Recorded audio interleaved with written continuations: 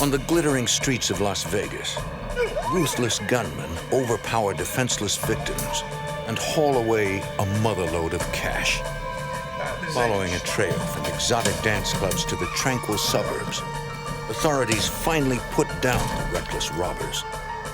But a daring jailbreak leads the FBI to a violent showdown with a man so desperate, he'll risk his own family to get what he wants.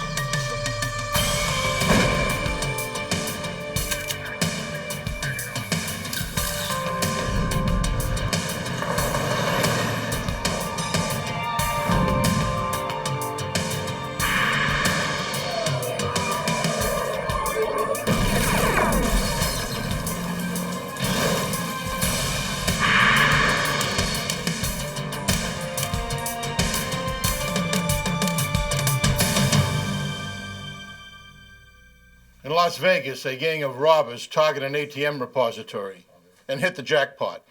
They take over $1 million in cash, the largest heist in Las Vegas history. I'm Jim Kallstrom, former head of the FBI's New York office. The robbery was well planned and precisely executed. The FBI and local police struggled to identify and track a desperate criminal whose tendency for violence turned a robbery into a case of murder.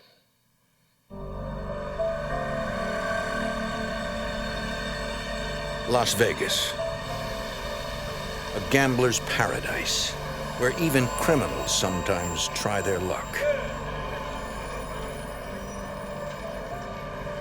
On the night of December 21st, 1998, a Las Vegas couple and their 18-year-old sister-in-law prepare to go to work. The family owns a janitorial service that cleans commercial buildings. Suddenly, two masked gunmen rush up and force them inside their own van. For the cleaning crew, an ordinary workday has just become a night of terror. The gunmen blindfold and tie up their three captives.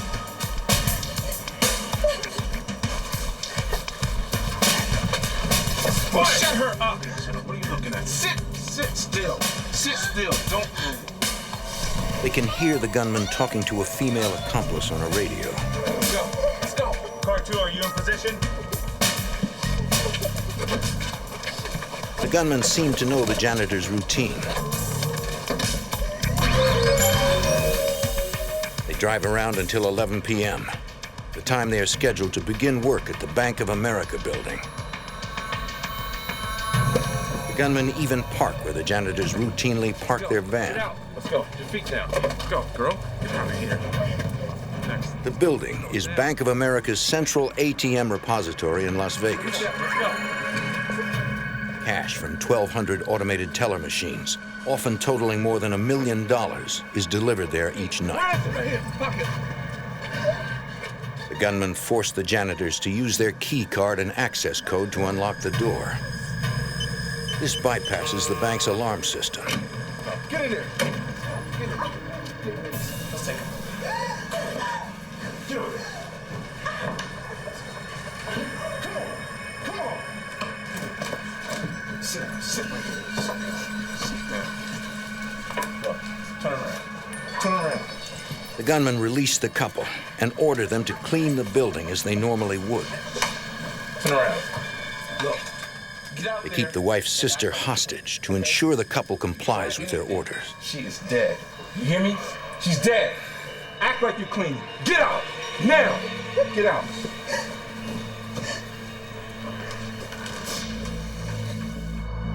At 11:30 p.m., an armored car arrives to pick up the night's cash deposit. Following a standard security protocol, the two guards first call the bank security company to ask if there have been any unauthorized entries. We're checking out the parking lot. The only thing. The alarm company reports that the only people inside are the janitors.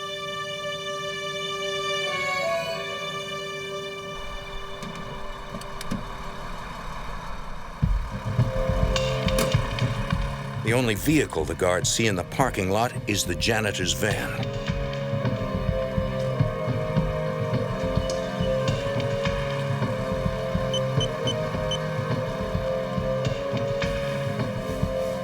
Inside, everything seems completely normal.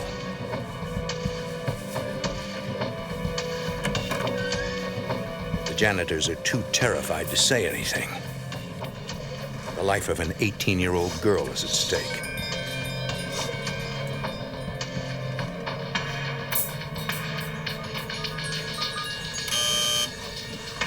The guards open the vault containing $1,088,000, shrink-wrapped and ready for pickup.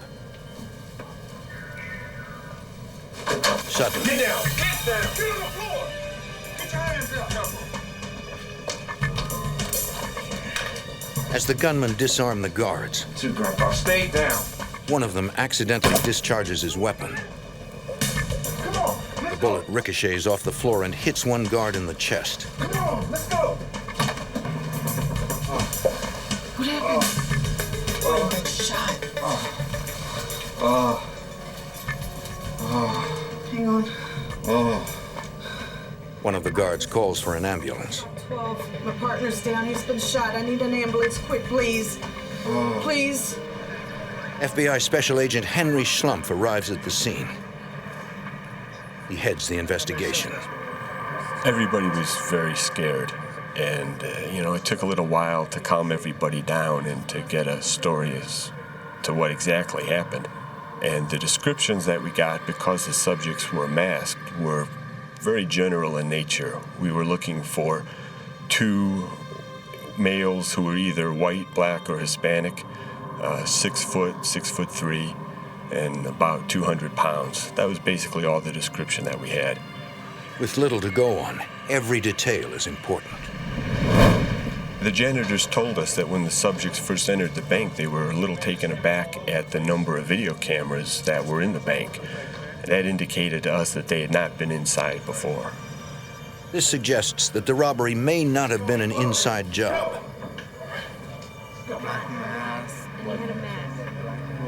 Agents interview a truck driver who witnessed the robbers leaving the depository. Turned over to here, I saw two guys just The truck driver was making a late-night delivery to a nearby store.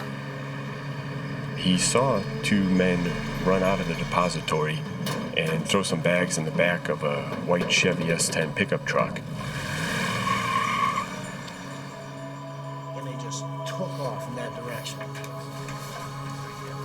Authorities begin searching for the getaway truck. I put out the announcement for all responding units to look for a white Chevy S10 pickup truck. It wasn't very long after that the vehicle was found about a quarter of a mile from the depository, just parked on a residential street. Investigators run the truck's plates. Ironically, the truck is a police maintenance vehicle that was stolen from a Las Vegas Metro Police lot 1 week earlier. Investigators begin questioning neighbors, including a woman whose home is closest to where the truck is parked. She hadn't seen anybody get out of the pickup truck, but earlier in the evening, there had been another truck parked in the same place. And she described that as a white GMC dually, which is a pickup truck with 4 wheels on the back axle. Agents believe the woman saw the robbers switch vehicles, a common MO for bank robbers. They issue an APB for the white GMC truck. Hours later, they receive the welcome news that the wounded guard has undergone surgery and will survive. The next day, the bank determines that a total of $1,088,000 has been stolen. To date, it is the largest bank robbery in Las Vegas history. Although FBI agents believe this was not an inside job, they cover all their bases by interviewing the armored car guards and all bank employees. We didn't have a lot to go on.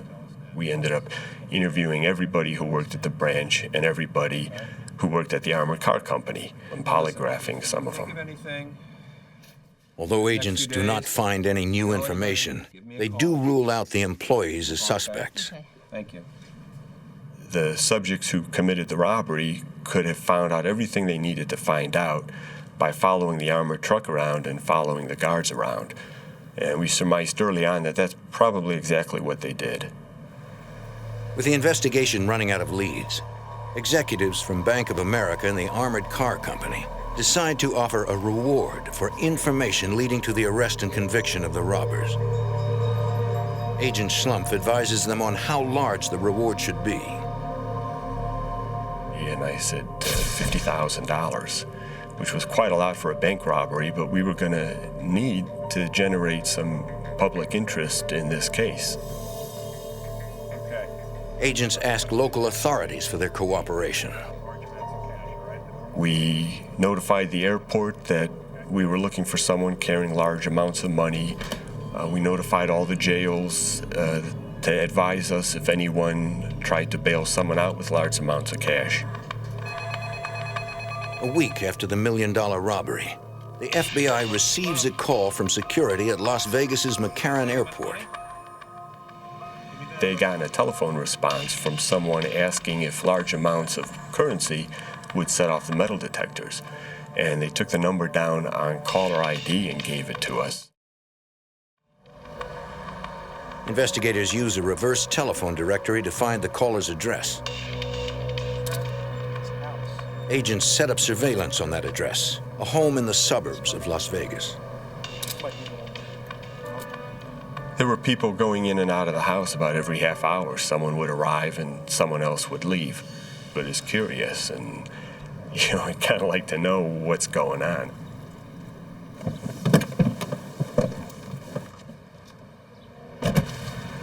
After several hours, agents decide to interview the people in the house. Hello, how are you? I'm Investigator Davis from the Las Vegas Police Department. This is Special Agent Reed. It was just a piano teacher who was giving half-hour lessons, and she was going to be going to Utah with about $3,000, and so she had called McCarran Airport to find out if that would set off the detectors. The lead is a dead end. Agents are back where they started. But later that day, a woman responding to the reward poster calls the Las Vegas Metro Police. She claims to have key information about the bank robbery. So tell me about this stripper friend of yours. Her name's Jennifer. The tipster tells agents about a dancer she knows who works at a local strip club. Oh, Fuzzy Bottom. Over on Tampa. Stripper. Her name is Jennifer Arden. Her name's Jennifer. She says Jennifer has been spending a lot of cash lately. He was able to give us a telephone number. We traced that number to a rented trailer. The FBI sets up surveillance on the trailer. Agents watch for any clue to the identity of the two gunmen or the location of the stolen $1 million. In a matter of minutes, a white GMC truck pulls into the driveway. It's the same make and model the robbers used as their getaway vehicle. Agents run the license plates. According to the Department of Motor Vehicles, the truck is registered in Las Vegas to Timothy Blackburn.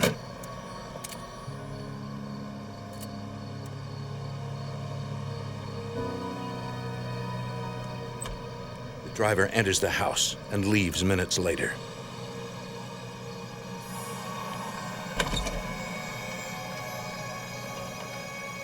The surveillance team immediately notifies Agent Schlumpf.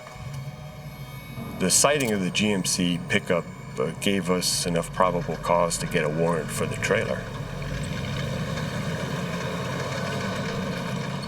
Moments later, a SWAT team surrounds the trailer. To serve the warrant, we brought a lot of people with us because we knew we were looking for armed and dangerous subjects. They had already shot one person. We knocked on the door of the trailer and nobody answered, so we kicked the door open and served the search warrant.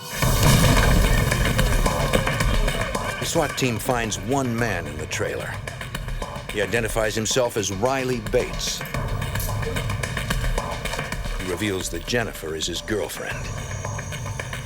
One team of agents begins searching the trailer for evidence, while another heads to the strip club to question Jennifer. FBI, I'd like to ask you a few questions, please. About what? You've been spending an awful lot of money. The exotic dancer told us that the money was her money that she had made over the past 4 years dancing, and and that she didn't know anything about a robbery or anything else. Back at the trailer, agents continue to search for clues. In the bedroom, they find a heavy-duty combination safe. It looks brand new.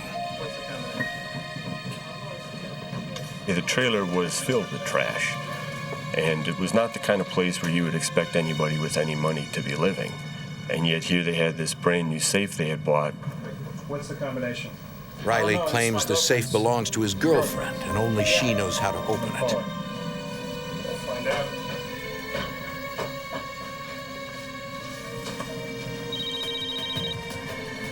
Agent Durham, may I help you?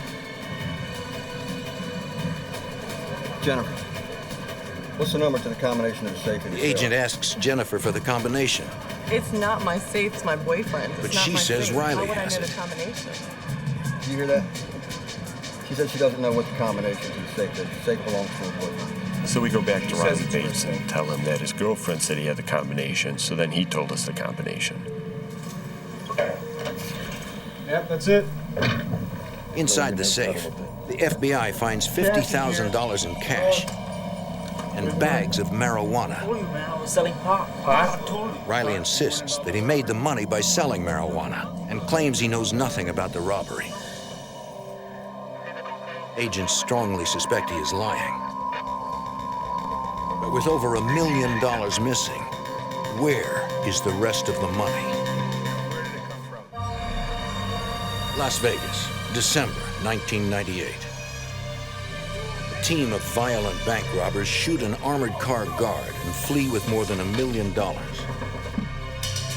tip leads the FBI to a rented trailer and a brand new safe containing $50,000. Bunch of cash in here. Jennifer Arden, an exotic dancer, claims she earned the money dancing. Her boyfriend, Riley Bates, says he made the money selling marijuana. It's your safe. What's it? Now agents must find the rest of the money. Come on, let's get it. Over $1 million in cash. The FBI calls in one of their top interviewers, Special Agent Brett Shields, to try to get the truth from Riley. Where's that money from? You're getting a lot of trouble here. We tried to remove him from his comfort zone and took him out to my car where he's a little bit more on edge rather than at the comfort of his own home. Selling pot. Yeah. You're gonna get in a lot of trouble here. Yeah, Riley Bates was a shifty little guy. He knew he was in a tough position because we'd found the money in the trailer.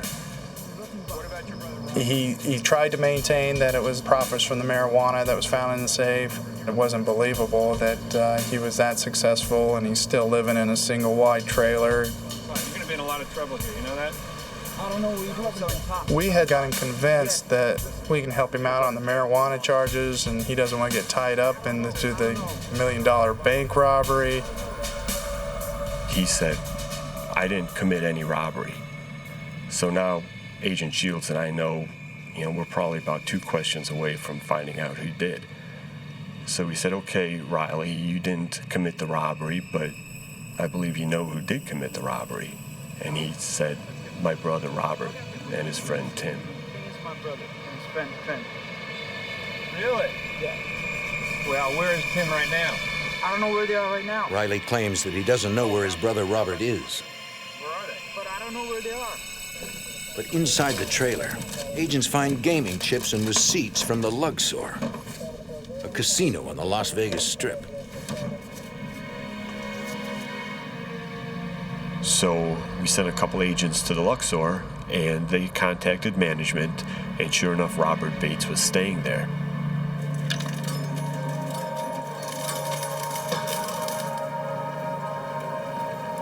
The hotel's head of security tells agents that Robert Bates has been spending heavily, paying for everything in That's cash. located where, sir? That's in the southeast town. You see the types of items that they're purchasing. And dollar Judging from his guest portfolio at the Luxor, Robert Bates had been just partying constantly since the night of the robbery. The two agents stake out Bates's hotel room until he returns. He was on some kind of drugs. There's no point in trying to interview someone if they're if they're stoned on whatever he was on. Bring your hand back, Mike. Inside Bates's hotel room, agents find drugs, a gun, and $5,000 in cash. With nearly $1 million still missing, agents now concentrate on the second suspect named by Riley Bates, his brother's friend, Tim Blackburn. We set up surveillance on Timothy Blackburn's house. So we had police and FBI agents surrounding the house. They decide to approach Blackburn, but proceed cautiously. He's been investigated for armed robbery in the past and is considered highly dangerous. Tim Blackburn was about 26 years old, 6'3", 230 pounds. He was a martial arts expert, and he liked fighting, and he liked guns. He was an accomplished marksman. The FBI's criminal apprehension team moves into position. Special Agent Castle Nishimoto is a member of this elite tactical unit. My job was to watch the streets. I knew he was armed, but I wasn't particularly scared at that point because I felt confident that I would be able to spot him, and from where I was watching. The agents were just approaching the house to make contact with the people inside when a car comes driving down the road. The SUV suddenly accelerates towards the agents. The driver loses control. And the vehicle stops, and a man jumps out and runs away. We assumed it was Blackburn who had run out of the car. He was jumping the fence, the walls in the back of the house and so forth, and trying to get away. And so from that point on, we began to search the area. The driver of the vehicle is Blackburn's sister-in-law. Authorities take her into custody. The FBI and Las Vegas police launch a house-to-house search for Blackburn.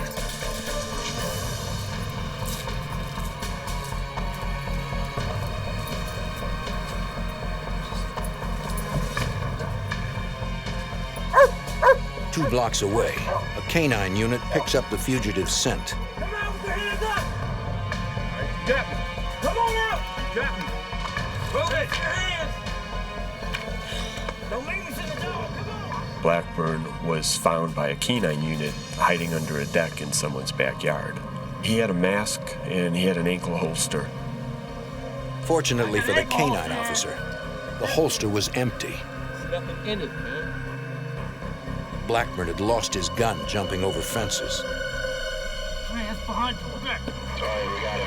We'll take him inside for questioning. I don't have him. We're gonna find this. Investigators search the suspect's home while agents question Tim Blackburn and his wife, Sophia. Because I know that you know what's going on. I know that you know where the money is. Can you tell us where the money is now, where it's been put?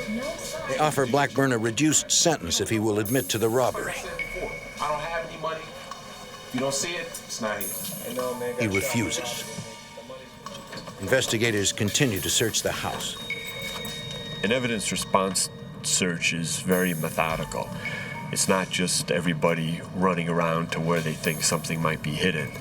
Everything is photographed first, and then the search progresses room by room, and then the outside is usually done at the end.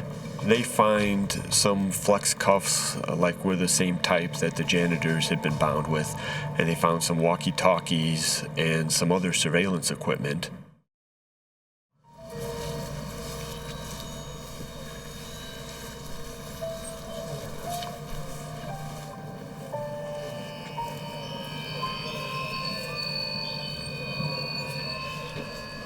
I got something here.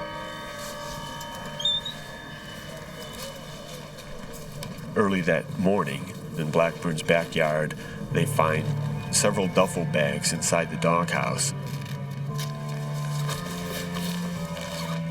I just couldn't believe that he put the money in the doghouse. And then on second thought, I thought, well, maybe that might not be a bad place to put the money, since nobody looks there. It's just an innocuous place. Investigators recover more than $900,000, 90% of the stolen money. It took about 10 hours to count it. So by 4 o'clock that afternoon, we knew we had the money from the Bank of America robbery. The U.S. District Court charges Tim Blackburn and Robert Bates with bank robbery, kidnapping, carjacking, and using a firearm in the commission of a violent crime. They are held at the North Las Vegas Detention Center. But the FBI's work is unfinished. They believe that Blackburn and Bates were not working alone.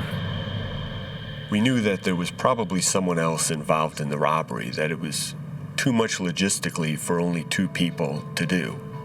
You know, your husband was... Agents suspect Sophia Blackburn might be involved because her story does not seem credible.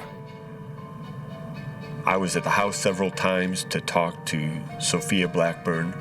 Sophia claimed to have no knowledge of the robbery, and in fact, she provided an alibi for Tim Blackburn on the night of the robbery. She said she was with him the whole night.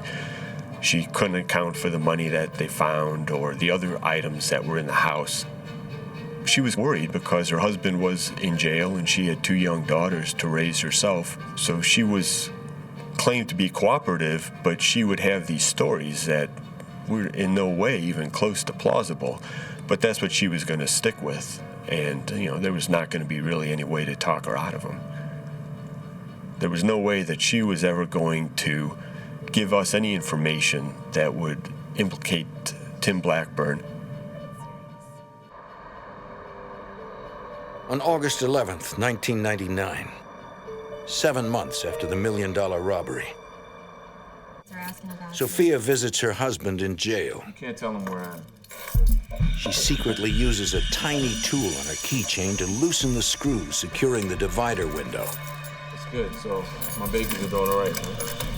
Babies are great. As the visiting room guard leaves to escort a prisoner,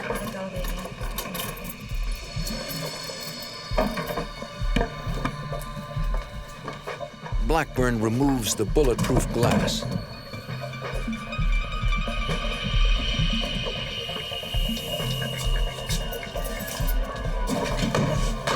Tim Blackburn climbed through the window and dived into the sally port.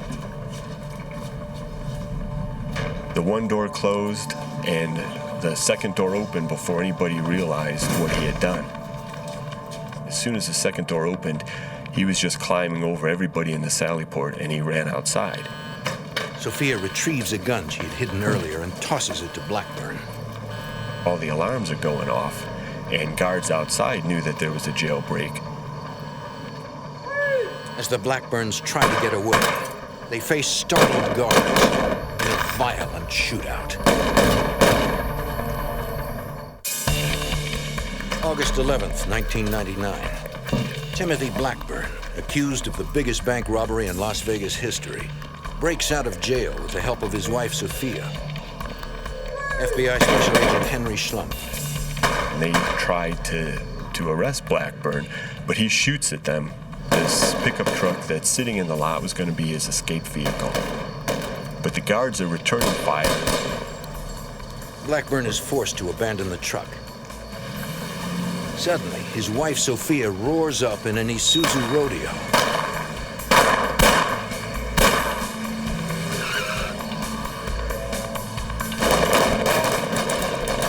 In a matter of seconds, they are out of range. It was hard to believe that Blackburn had actually escaped from the jail because although a lot of people want to escape from the jail and many attempted, very few actually get away. But it just pointed out again how unpredictable Blackburn was. Looking for leads, FBI agents Henry Schlumpf and Brett Shields tracked down the suspect's relatives. Blackburn was going to have to go someplace to get some help. Agents check out an apartment building where Blackburn's sister-in-law lives. Parked out front, they find the same Isuzu rodeo used in the jailbreak. They run the plates and discover it belongs to Blackburn's wife, Sophia. We see the truck in the parking lot. So now our heart's racing just a little bit more. Adrenaline's pumping. Since he was in federal custody, it falls under the U.S. Marshal's jurisdiction as well. So I called some Marshal friends of mine. We're sitting on this truck, not knowing if he's going to come back out to this truck, and we're going to have a confrontation right there before the marshals get there.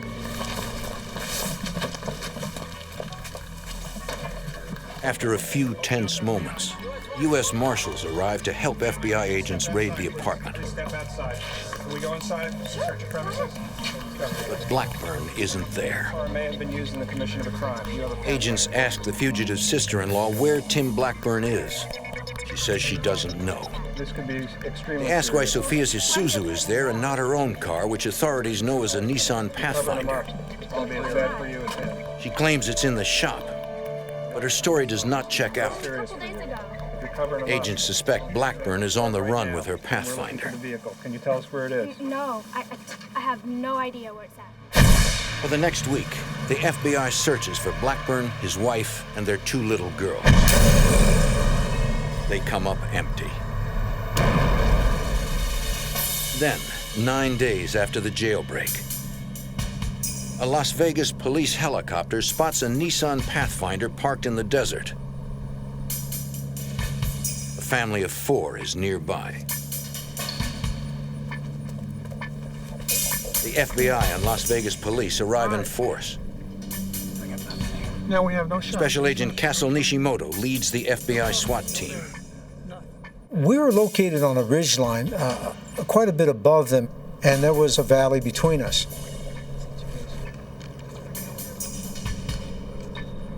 We can see some people about half a mile away, too far away to identify them. If law enforcement tries to move any closer, they will have to move through an unprotected open space. We had to keep our distance from these people because if it was Blackburn, he is a marksman. Nevertheless, Agent Schlumpf daringly volunteers to drive down for a closer look. It did take some courage because the only coverage he had would have been the snipers. And they had at least 300 or 400 yards shot, as I recall.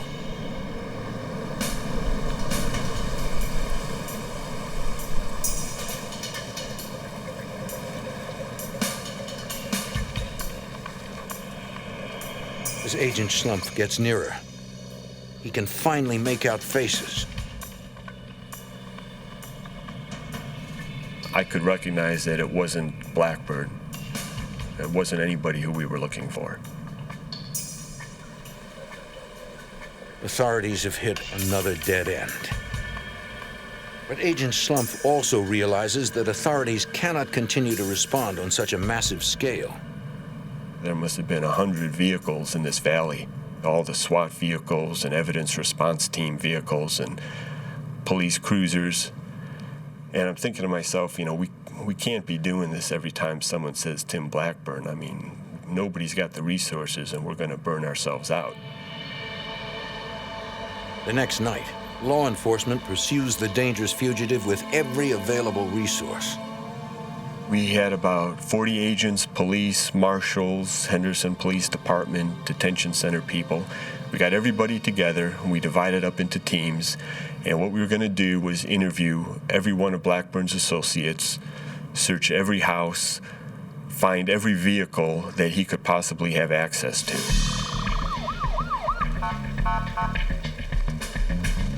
U.S. Marshals tell the FBI they have spotted the fugitive. We arrive right as they're taking down what they believe is Tim Blackburn. I could tell right away it wasn't Tim Blackburn, it was his brother.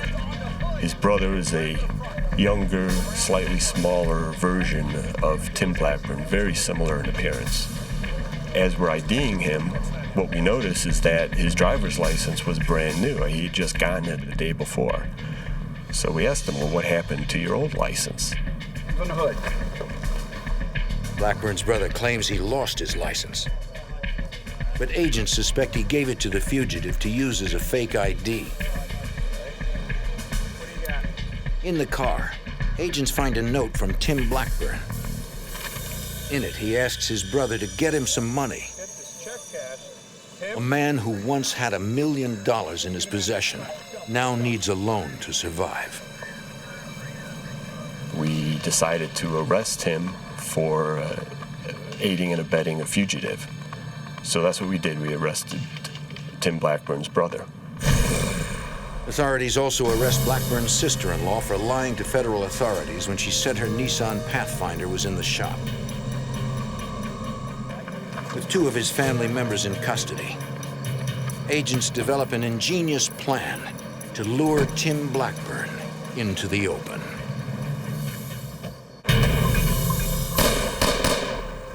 In Las Vegas, a violent bank robber breaks out of jail with the help of his wife. After 3 days of eluding authorities, agents decide to turn up the heat on the dangerous fugitive. One of the people we wanted to talk to that night was a close friend of Blackburn's who worked as a bouncer at a local gentleman's club. Most people who knew Blackburn either liked him or were afraid of him, and neither opinion was really conducive to providing information to us. His friend was really no exception. He didn't want to tell us anything, but eventually what he told us was that Tim Blackburn had called him at the time he was escaping. Blackburn had called up and said, I'm out, and this friend could hear the sirens and stuff in the background. You're the last guy that we know of. So I told this friend, you are the last person who Tim Blackburn talked to that we know about, and I think he's going to call you again. And when he does, we want you to tell him that we've arrested his brother and that the people who have assisted him are going to have to pay for what they did to help him. This putting pressure on Blackburn was an effort to try to get him to realize he couldn't really escape, to get him to turn himself in wherever he was at. The next morning, this friend called me up and told me that, sure enough, Tim Blackburn had called him again, and that he had told him that I'd arrested his brother and his sister-in-law. And, I asked him what did Blackburn say, and he just said he was mad. 2.5 weeks after the jailbreak, FBI agent Henry Schlumpf learns that Blackburn may have returned to Las Vegas. I got a phone call from a Las Vegas SWAT officer. He had just met someone who gave him some information regarding Blackburn's whereabouts in Las Vegas, which to my mind was doubtful. I doubted Blackburn was in Las Vegas. But I asked the officer to ask this fella if he knew the names of Blackburn's daughters. And sure enough, this informant did know the names, so at least we knew he did know Blackburn. The informant claims Blackburn is staying at a motel that caters to long-term guests. Agent Schlumpf and 2 Las Vegas SWAT officers rush to the location.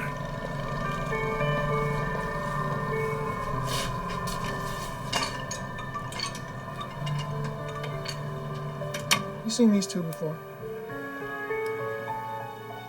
The manager says he's never seen the Blackburns before and they are not registered at the motel. Okay, that's your register. I'm right there. You have a key? Still, Agent Schlumpf decides to rent a room so he can surveil the facility. Okay, all right.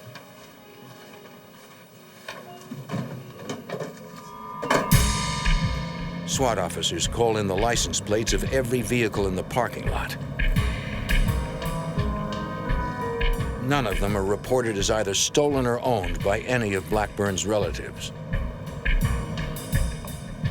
The motel tip is beginning to look like another false lead. The FBI does not give up. They begin checking every apartment.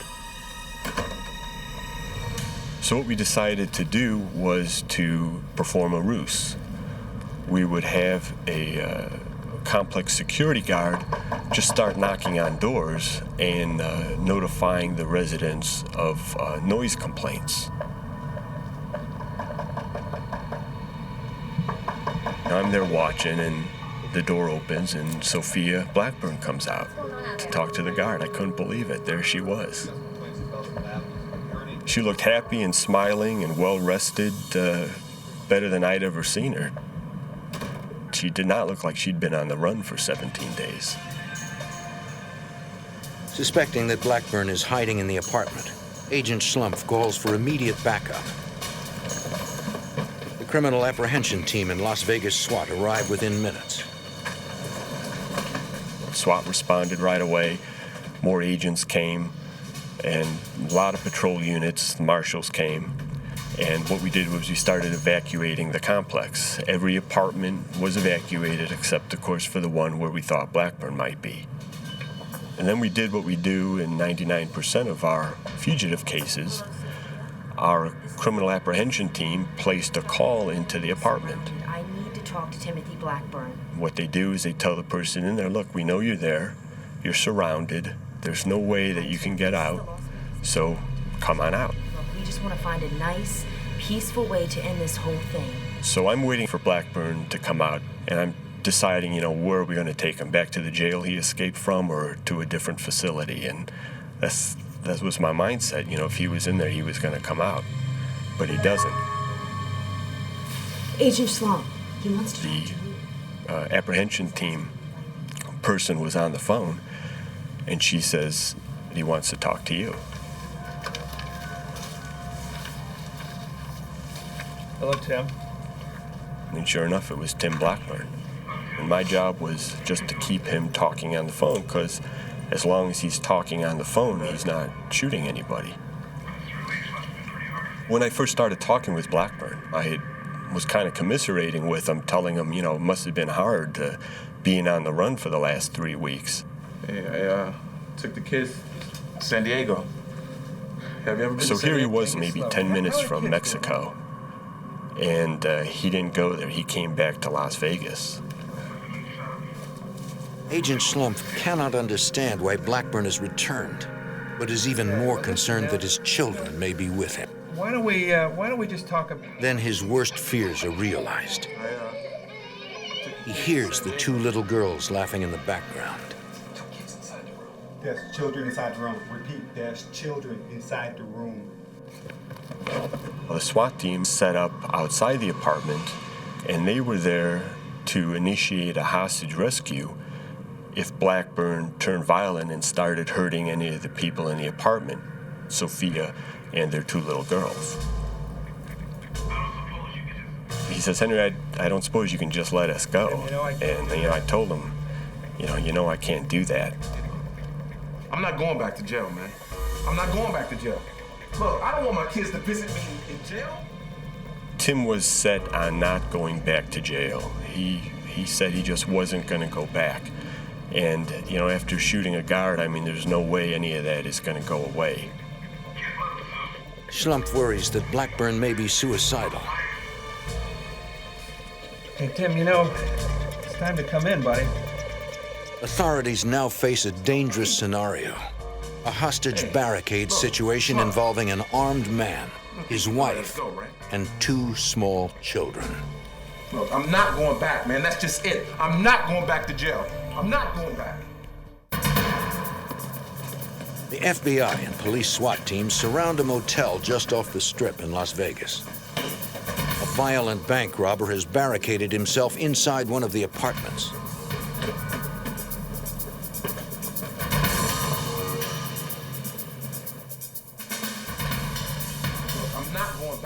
Tim Blackburn is armed and emotional. Inside the room with him are his wife, Sophia, and his 2 daughters.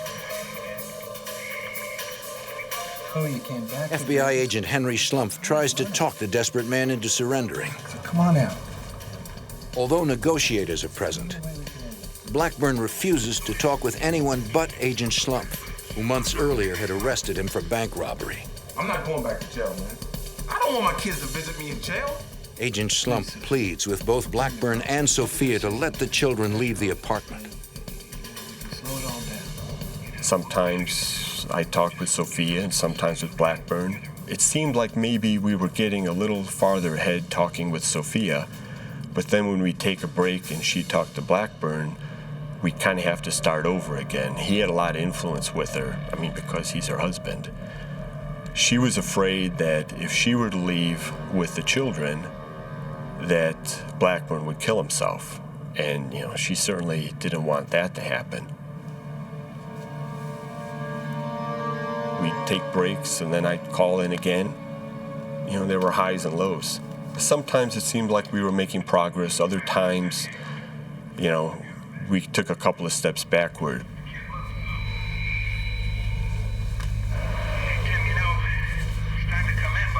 So, Henry, what's the best place to shoot myself in the head, huh? He asked me what I thought would be the best place for him to shoot himself.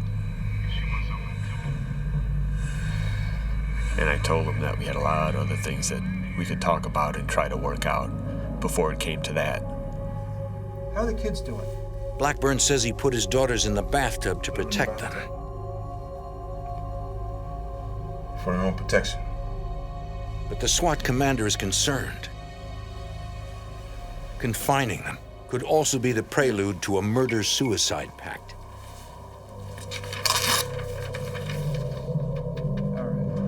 The SWAT team prepares to blow the door in case they need to rescue Sophia and the children. The SWAT team placed an explosive charge on the door, an entry charge, so to be able to breach the door very quickly if they needed to.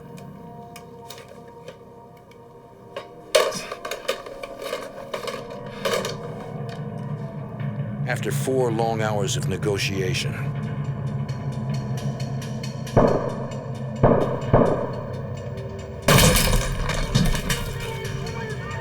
they had to go clear to the back, into the bathroom, to try and rescue the children. And in this case, seconds, fractions of seconds count. They got there just in time to see Blackburn falling down from a self-inflicted gunshot wound.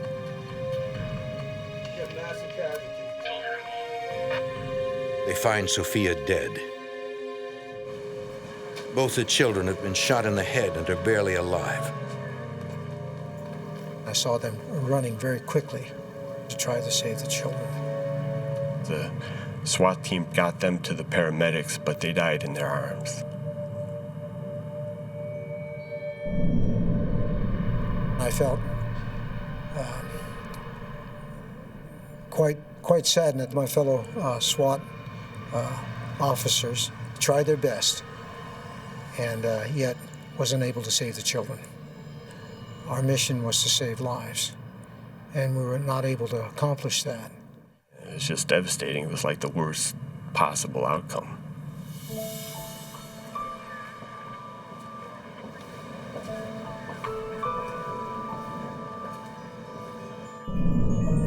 The coroner later determines that the shots that killed Blackburn, Sophia, and their 2 little girls were all fired by Blackburn himself.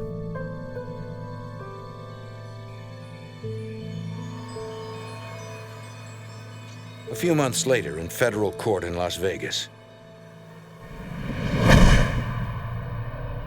Riley Bates and his girlfriend plead guilty to possessing stolen money. Because of their cooperation, they are sentenced to only a year. Blackburn's sister-in-law is sentenced to 1 year for lying to federal agents and impeding their investigation. Robert Bates pleads guilty to bank robbery and is sentenced to 24 years in prison. Today, Agent Henry Schlumpf has made his own peace with the tragic events caused by Tim Blackburn. He's ultimately responsible for everything that happened. He came back to Las Vegas to do exactly what he did. He came back to die. I don't think he was gonna ever come out of that apartment or let anybody else come out of it either. Las Vegas law enforcement will never forget the deaths of 2 innocent children. For them, the Blackburn case is all about lost hope and the tragedy of a desperate agenda.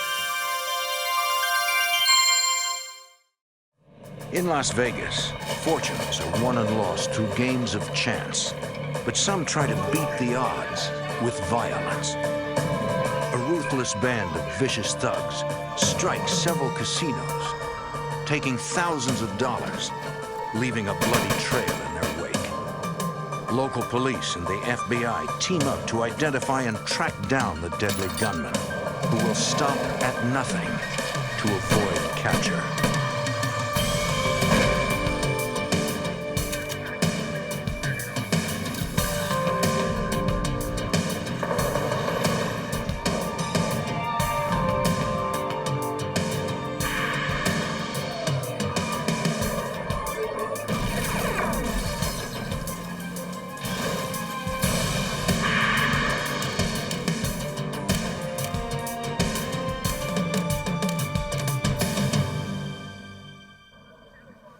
kind of story that Hollywood films are made of. Brazen armed robberies of Las Vegas casinos. But this was no movie. I'm Jim Kallstrom, former head of the FBI's New York office. They were a gang of criminal masterminds. They carried automatic weapons and were not afraid to use them. With each and every new heist, they became bolder and more deadly, until the FBI stepped in, determined to end their violent rampage.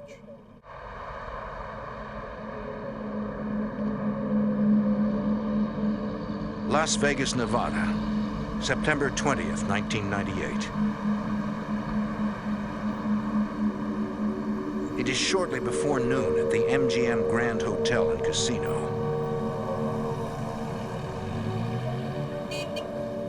Two armed couriers, escorted by an MGM security guard, transport the casino's money toward an exit where an armored truck awaits. Suddenly, two gunmen confront them. One grabs the courier's guns, then snatches 3 money pouches containing nearly $350,000 in cash. Then the men flee through a side exit. The guards call the Las Vegas police and the FBI.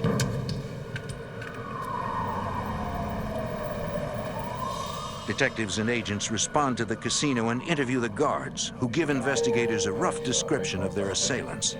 Any kind of logo on the jacket? Not that I saw. Okay. It was two Latinos. I'm pretty sure it was Latinos. What kind of guns were they? They were not The robbers left no physical evidence at the scene. Right. Two semi-automatic weapons. Right. They were standing like right here together. The MGM, like all Las Vegas casinos, has a vast network of security cameras. FBI agents review video of the crime.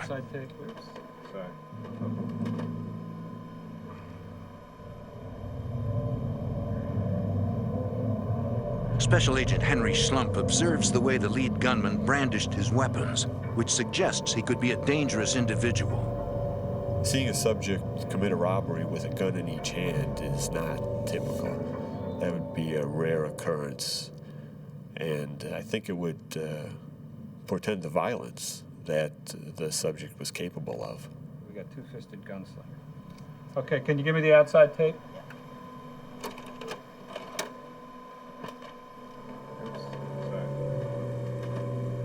They go directly out to the sidewalk and down the street. Agents also watch footage captured by the hotel's exterior cameras, which reveals that the robbers fled across the street toward a neighboring hotel. Investigators go to the Hotel San Remo and review surveillance video from their exterior cameras. They see the robbers get into a pickup truck driven by a third man. Stop. But the video cannot provide a viable lead, according to FBI Special Agent Castle Nishimoto. The quality of the film wasn't as such that we could make out exactly the numbers on the plates. We had a few partials on the numbers, but we couldn't see the whole plate. We could only read the first 3 numbers, but we couldn't get the 3 alphabet letters after that.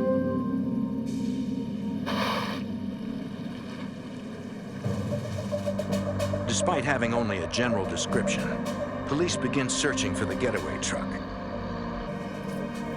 However, they are unable to immediately find it. Nearly 2 months later, continued search efforts lead to a break in the case. Once again at the San Remo. In the casino's parking lot, a Las Vegas Metro Police detective locates what looks like the getaway truck. The truck's plate numbers match the partial numbers seen on the surveillance tape. To investigators, it seems the robbers waited for the heat to die down after the robbery, then drove the getaway truck back to the San Remo. The detective runs a check on the vehicle's identification number and discovers it was reported stolen almost 3 weeks before the MGM robbery.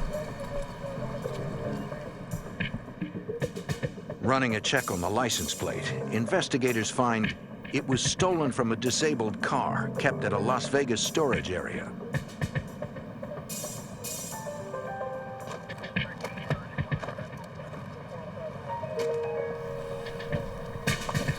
Can I help you? Yes, sir.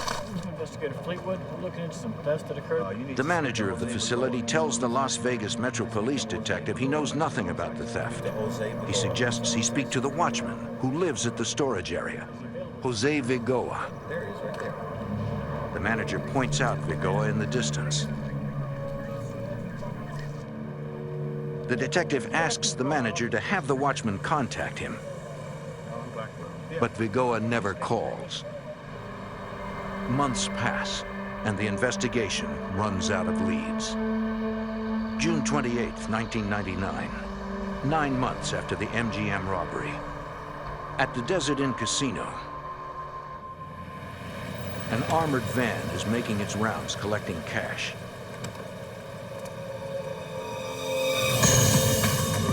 Two gunmen confront the guards. The guard inside the van is hit in the arm. His partner returns fire, but is hit 3 times in the leg. Through their training, the guards know to aim for the chest. Their bullets slam into the gunman, but the shots fail to stop them.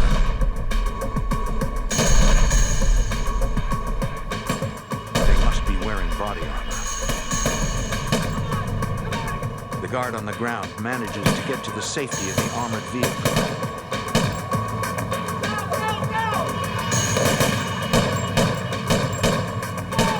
The van's driver heads to a nearby hospital. Both guards survive the gun battle. Within minutes, Las Vegas police and the FBI converge at the Desert Inn. A casino employee tells investigators she saw the gunman flee the scene in a light-colored SUV, and police put out an alert. FBI Special Agent Richard Beasley studies the crime scene. My initial impression was that it was a very bold attempt to take an armored car. These guys weren't afraid to use the firepower that they had with them. There was a number of brass casings in one area and a number of brass casings in the other area where the armored car guards had shot their rounds. Agents believe that the gunmen who committed this attack were not the same ones who held up the MGM. The MO was not the same. In the investigators' experience, criminals rarely change their MO if it has worked in the past. FBI Special Agent Brett Shields. They were successful at MGM indoors, waiting for the guards indoor. The Desert Inn is outdoors, like they're trying to get the whole truck.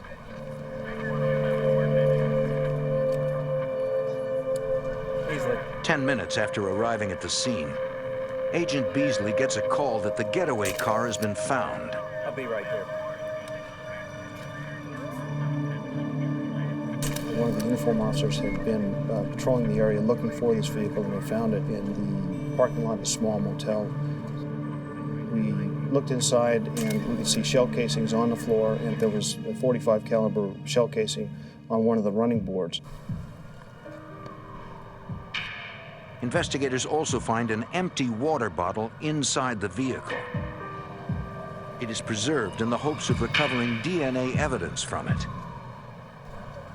Nearby, agents interview a man who says he saw the men who were driving the SUV. There was a witness there that had been walking his dog that had witnessed the exchange of the vehicle.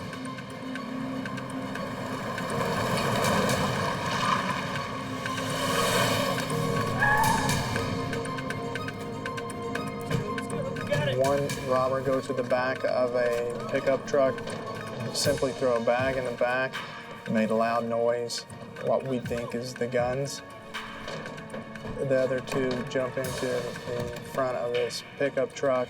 Let's go, man. Let's go. What's the matter? The key. The key doesn't work, man. Let's go. Go back. they were having difficulties actually getting the vehicle started. The witness then saw the two men frantically working on the steering column. The key doesn't work. What do you mean? Figure it out. Come on, hotwire something. He didn't know whether they were messing with it to hotwire it or what. Finally, the pickup roared to life and the men took off.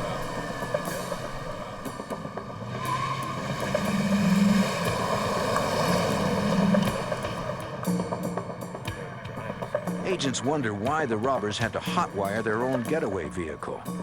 Presumably, they had placed the truck there ahead of time. So why didn't they have the keys? That was strange to us. We couldn't understand why that would have taken place. Then agents notice a pickup of the same make and model parked nearby.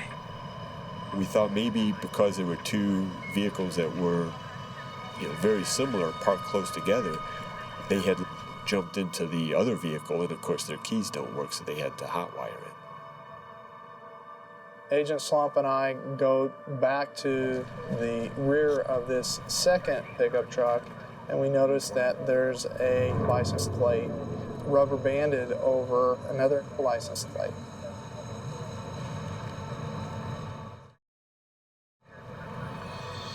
The FBI runs the vehicle identification number on the pickup and discovers that it belongs to an ex-con named Pedro Duarte. The crime scene investigator finds fingerprints on the top license plate. Investigators run the prints and discover they belong to Duarte. This suggests that Duarte rubber-banded the stolen plate to his own pickup. At the request of FBI agents, the witness agrees to describe the three men he saw to a police artist. Investigators hope that composite sketches will aid in identifying suspects. The next day, investigators travel to Pedro Duarte's house to ask him about his truck.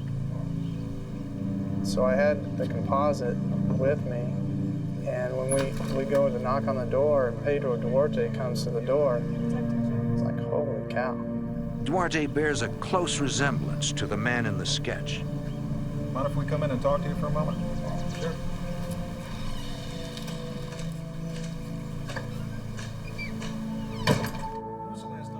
When asked about his truck, Duarte insists that it was stolen.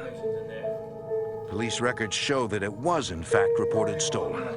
But that was hours after the attempted robbery at the Desert Inn. His story was that he and his wife had had personal problems, and so he went down just to walk the strip. So he had parked his vehicle and was just walking up and down the strip, and that he had fallen asleep on a bench. Duarte claims that when he woke up, his truck was gone. Just nonsense. None of his story was true. He's just cocky. Cocky as cocky can be, and his English was fine until we started getting to the harder questions, and then no habla. Duarte suddenly claims he cannot speak English. The Metro Sergeant was even talking to him in Spanish, and he still claimed that he couldn't understand. It was a very frustrating interview. Discrimination. Investigators are convinced Duarte is involved, but are stymied by a lack of direct evidence against him. We still didn't have any answers. I mean, was he up to no good on the strip? Absolutely. Could he have been doing jewelry robberies or purse snatchings or anything else and try to disguise his vehicle and this just be coincidental? Absolutely. Man, I don't know what you're even talking about, man. So we weren't comfortable enough to arrest him at the time. We got nowhere with the interview.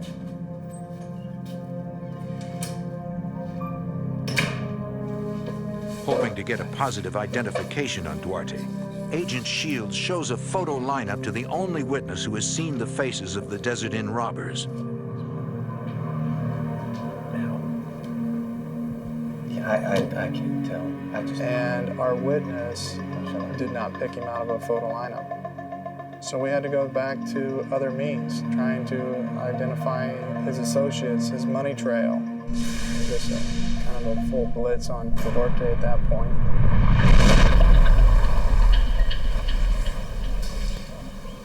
In an effort to gather any incriminating evidence against their suspect, investigators set up surveillance on Duarte.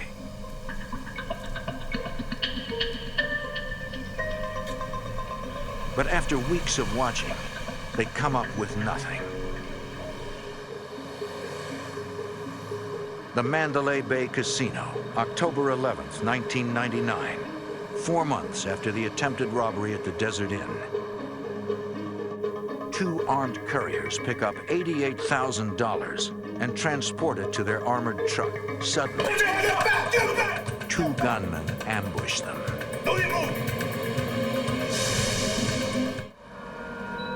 In the fall of 1998, 2 gunmen execute a brazen robbery inside Las Vegas's MGM Grand Casino, taking almost $350,000. Now, a year later, couriers collecting money at the Mandalay Bay Casino are under attack.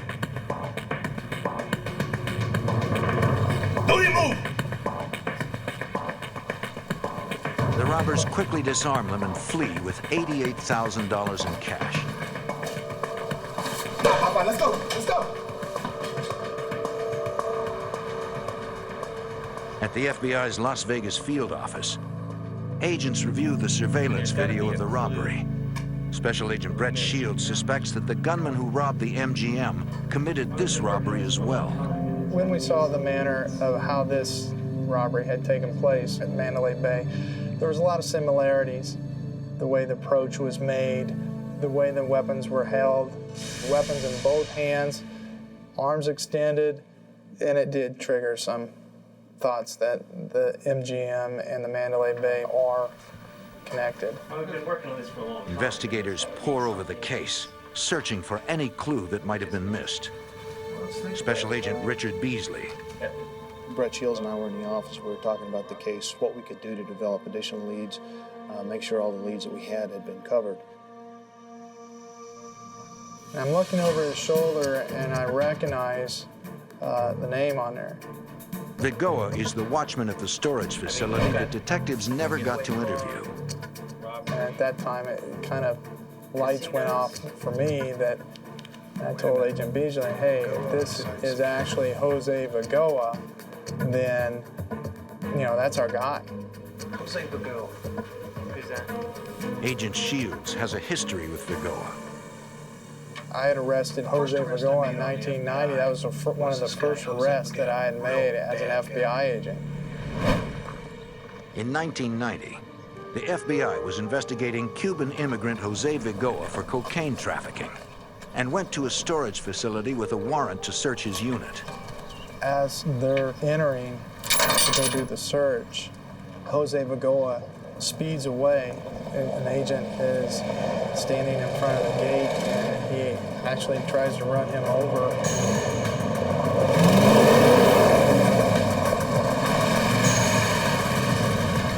That's his personality, you know, that's just the type of person that he is, that he's not going to be taken by the police without a fight, and no respect for life or anybody but himself.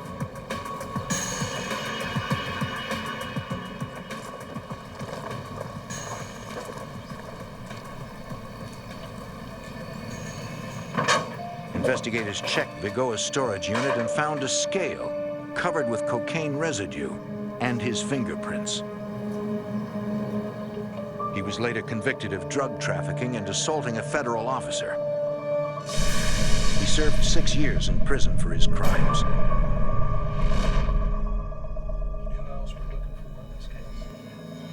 Shields remembers that Pedro Duarte was questioned in connection to the recent Desert Inn shootings. Duarte is Jose Vigoa's brother-in-law. To investigators, it now seems that the 2 robberies inside the casinos are connected to the attack outside the Desert Inn. They all appear to be the work of one group of robbers.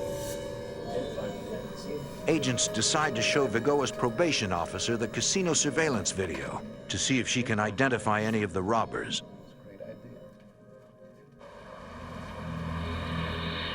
The next day at the FBI office, Vigoa's probation officer watches surveillance tapes of both the MGM and Mandalay Bay robberies.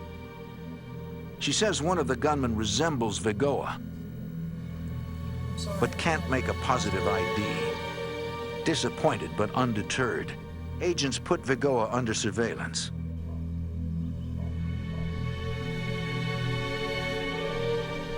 According to his probation officer, Vigoa earns only $10,000 a year and lives in a shack at the storage facility where he works.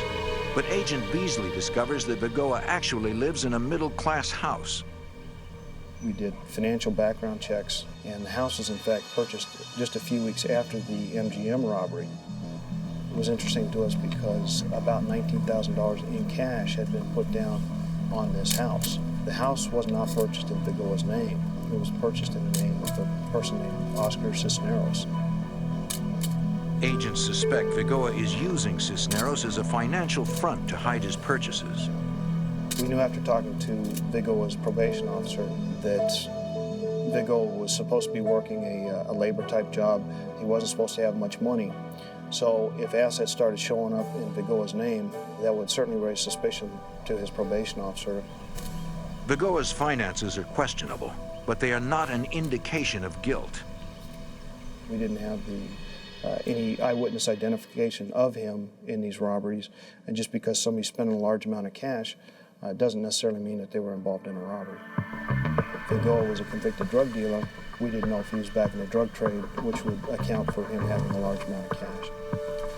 The results of the financial background check are not enough to move the investigation forward. We didn't have probable cause yet for any kind of warrant to go search Vigoa's house or his property or his vehicles. It just wasn't there yet. Even if we had even the minimal for a search warrant, we may not be ready to actually do it yet. We want to develop additional so we have enough to make the arrest and get a conviction, not just get enough for a search warrant for the house.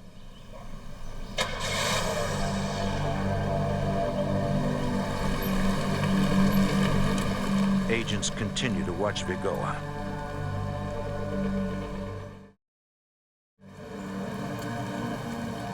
Five months later, on March 3rd, 2000, in the neighboring suburb of Henderson, local police and the FBI respond to a report of an assault on an armored vehicle in front of the Ross Dress for Less department store. Two guards are dead. When we arrived, there was police tape up. There was cars all over the place. Witnesses were scattered, and there was the body of one of the security officers in the parking lot next to the truck. It was not a good scene. Investigators worked to determine the series of events that led to the two deaths. We started interviewing people in the parking lot, people in the surrounding businesses. A lot of people had heard the shots. Some people had seen the shots. Some people had seen the vehicle driving away. Everybody had a small piece to the puzzle that we were trying to put together. According to witnesses, around 11:15 a.m., an armored van parked in front of the department store.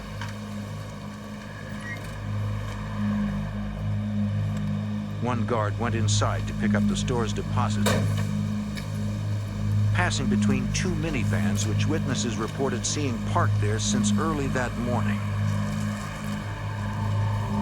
When the guard returned with the money, the gunman pounced. The courier drew his weapon and fired, hitting one gunman in the knee. But another gunman opened fire with an assault rifle. The guard died almost instantly. The gunman's fury was then leveled on the van's driver.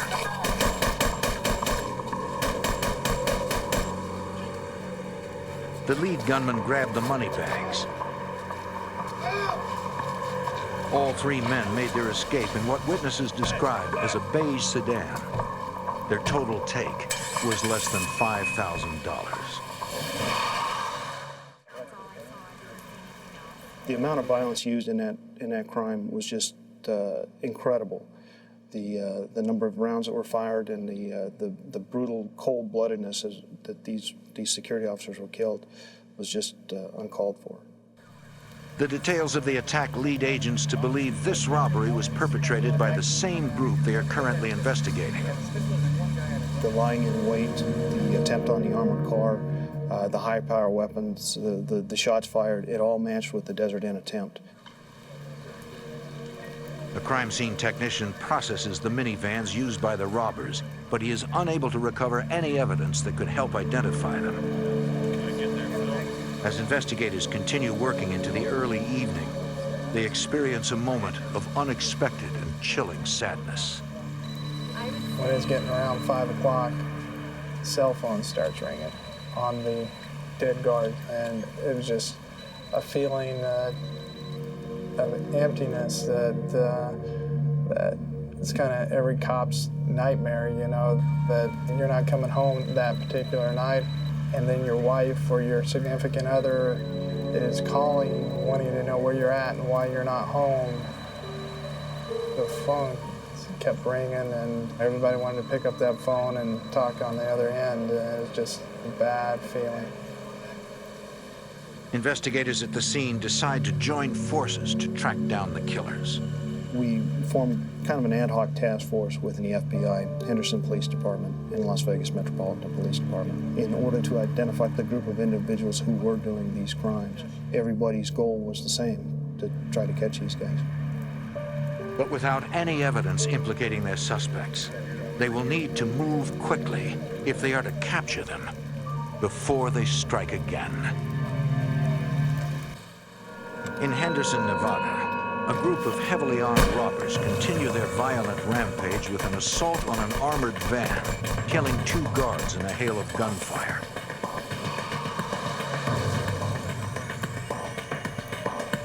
A few hours after the attack, police locate the robbers' abandoned getaway car in a parking lot. FBI Special Agent Henry Schlumpf investigates. We got there, we could see there was blood in the driver's seat of the vehicle. Witnesses to the robbery had reported that one of the gunmen had been shot. A crime scene technician collects the blood as it may become valuable later as DNA evidence. Agents run the plates on the getaway car and the vans left by the killers at the scene of the robbery and find that they were all stolen from a rental car lot.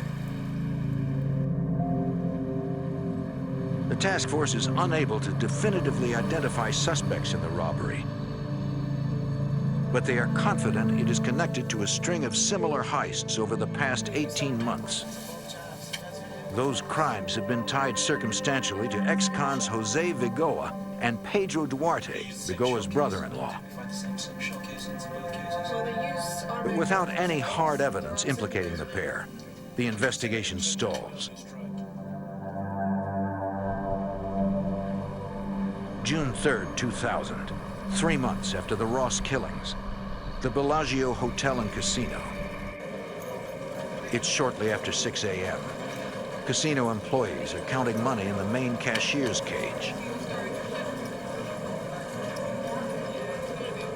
There's a robbery!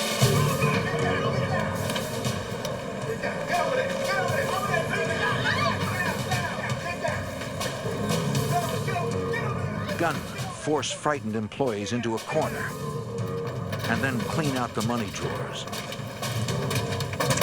Don't move!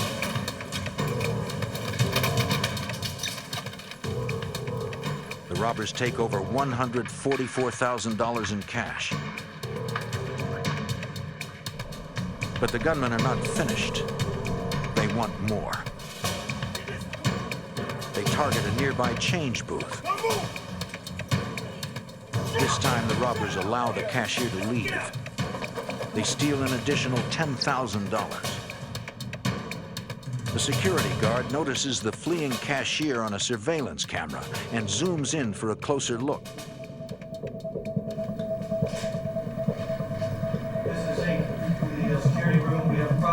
The guard alerts outside security as he watches the robbers flee the building through an emergency exit. There they are. The robbers jump into their getaway van and speed off with more than $150,000. They're unaware that Bellagio guards in an unmarked van are following them and alerting police. However, once the robbers realize they're being followed, they react with violence. One bullet strikes the security van's tire,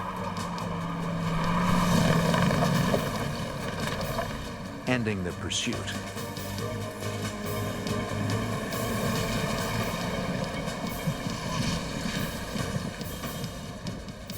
Fortunately, none of the guards are injured. They provide police with the make, model, and license plate number for the vehicle.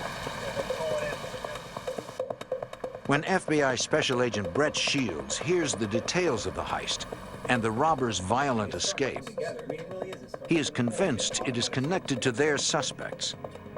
And it shows the mentality of these guys that they weren't going to get taken. They were going to shoot it out, they were going to run, they were going to do everything they could to get away.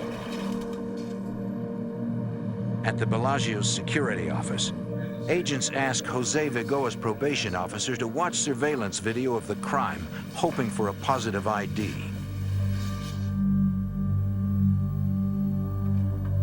We showed the video, and she said, yeah, that was Jose Vigoa doing that robbery. Sure. I swear to it. This is the break agents need to bring in Vigoa. They obtain an arrest warrant, but they worry that this ruthless killer will not be taken down without a fight.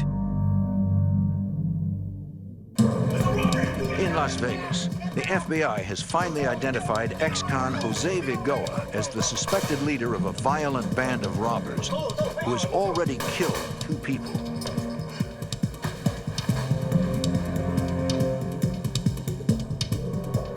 Agents obtain an arrest warrant for Vigoa and move to apprehend him. FBI Special Agent Brett Shields. They had a vehicle in front. The Metro SWAT team was going to pull up, exit the vehicle, and take him down at gunpoint. The SWAT officers got out and aimed their weapons at him. I pulled around the SWAT vehicle. He and we're side by side, and I'm actually showing him my credentials, and he's acting like, who are we? And the vehicle in front of him wasn't close enough to his vehicle, so he was able simply to pull out and to proceed.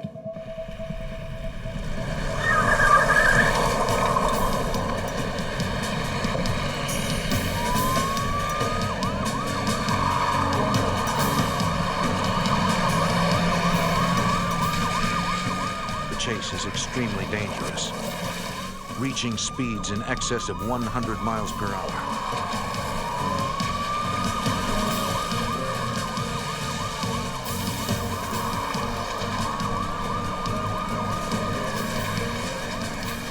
The suspect refuses to slow even for a second. After a few miles, Vigoa loses control of his vehicle and hits a tree. He exits the vehicle and flees. He's gone. He's jumping over fences. He's going.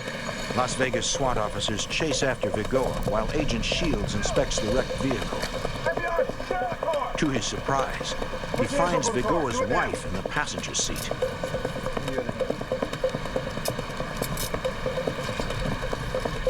She's taken into custody, but is later released when investigators determine she was not involved in her husband's crimes.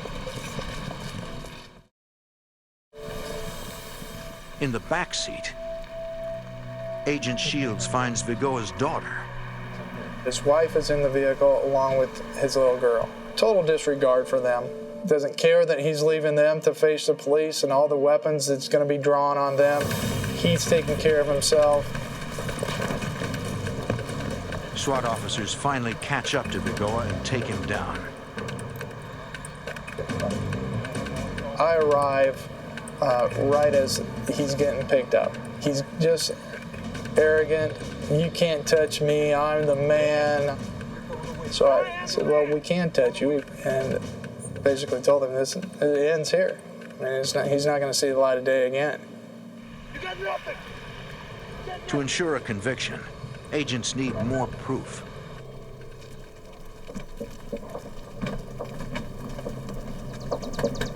Police, open up!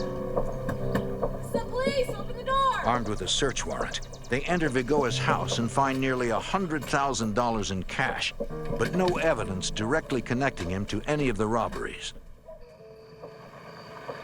With Vigoa in custody, FBI Special Agent Richard Beasley moves in on Oscar Cisneros, Vigoa's financial frontman.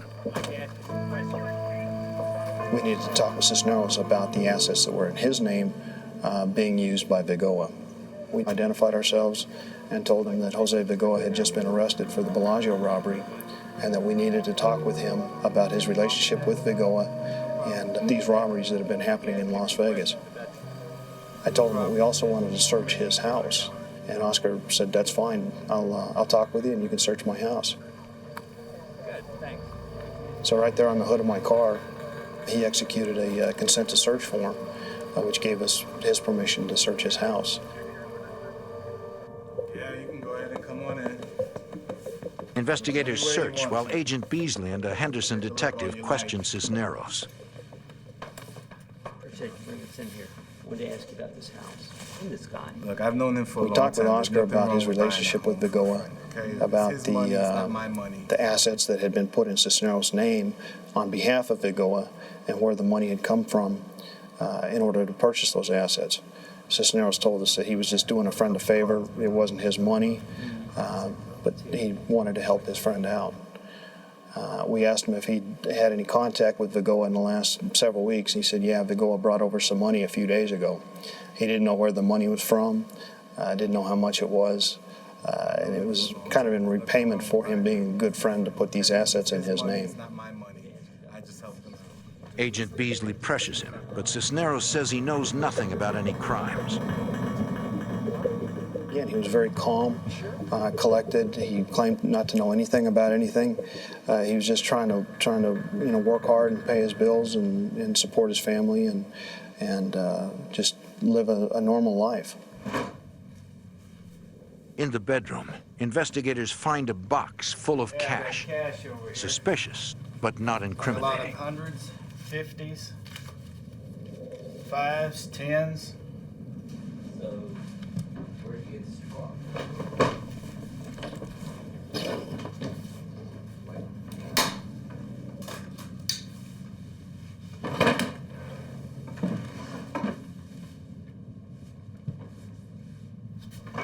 After searching for an hour with no results, an investigator on a hunch decides to search for any hidden compartments. I've got something here.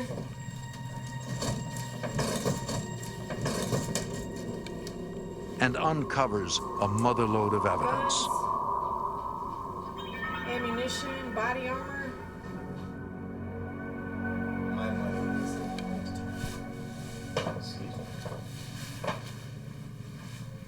Agent Beasley talks with the searchers. And they said, Rich, we found it. We found a secret compartment in his closet. Appears to have everything in it that's going to be what we've been looking for. The agent needs to know if the items in the closet were used in the robberies. So I immediately went back where Oscar was sitting. I said, Oscar, we found it. We found your closet. What's going to be in there? He kind of sighed. He looked down. He said, the guns, everything. So at that point, I knew that he was going to be more of a player than what I thought he possibly could have been. The agent asks him about a scar on his knee. So tell me. And I could see the inside of his right knee, and there was like a puncture wound. I got shot. Shot? Where? At Ross. We were just ecstatic. We identified one of the people who had been shot at the Ross, and we were well on our way to solving that killing. All right. How much time am I looking at? He started asking us what kind of penalty he was looking at, what kind of prison time, And we were very honest with him. We told him, you know, we couldn't tell exactly for sure what he was looking at, but it could very well be the death penalty because of the murders with the aggravated robbery, and he continued to ask us more about the potential penalties. Might even be the death penalty. I could always put in a good word for you. But I mean, you know, you're going to have to help us out here. All right, look. Eventually he confessed to the Ross killings, the Desert Inn attempted armored car robbery, the MGM robbery, the Mandalay Bay robbery, the Bellagio robbery. Okay, the lead guy is Jose Vigoa. That's the lead guy. Based on Oscar's confession, we learned that Vigoa was the ringleader. He was the one who was organizing everything, deciding which hits to do. His brother-in-law, Pedro Duarte, had been involved in the robberies until the Desert Inn. After that, they brought in another individual, Luis Suarez, and he had taken part in the Ross killing as well. I think Cisneros eventually confessed to us because he truly had remorse about what had happened, not so much with the robberies, but with the killing of the armored car guards. As Cisneros continues to confess, investigators process the evidence in the bedroom. They were taking each piece out, cataloging it, making sure that nothing was disturbed as far as fingerprints or DNA type evidence.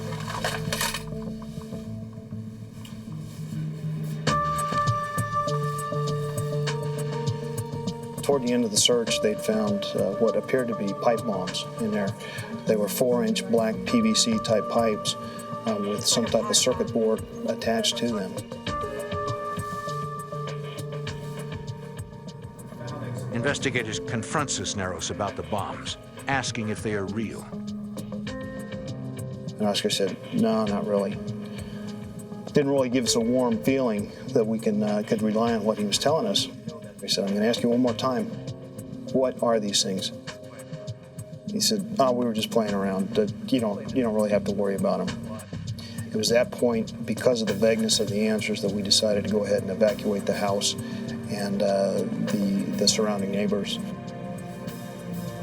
Agents take the evidence and abandon the house, leaving behind the pipe bombs. We called the bomb squad, and they came in and looked at the devices. They couldn't x-ray them because they were black PVC, and so they made the decision to go ahead and just explode them right there in the bedroom. Based on Cisneros' confession, investigators arrest Pedro Duarte for being the getaway driver at the Desert Inn. Pedro Duarte, warrant for your arrest. Going off this wall.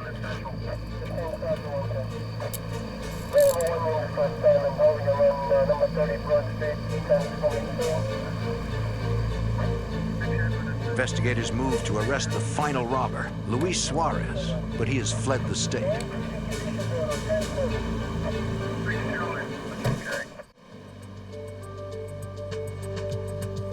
Ballistics experts test the weapons found at Cisneros' house and match them to bullets and shell casings from the Ross killings and the Desert Inn shooting. Experts also find critical evidence against Vigoa. We found Vigoa's fingerprint on one of the bullets inside one of the magazines that was in Cisneros' closet. Prosecutors hold Oscar Cisneros at the Clark County Detention Center and intend to use his testimony at trial against the other robbers. We felt like it was a pretty tight package. We had Cisneros' confession, we had all the physical evidence for the guns and the money and the clothing that we found in the closet. So we felt like it was coming together very well. But one event would put the entire case in jeopardy.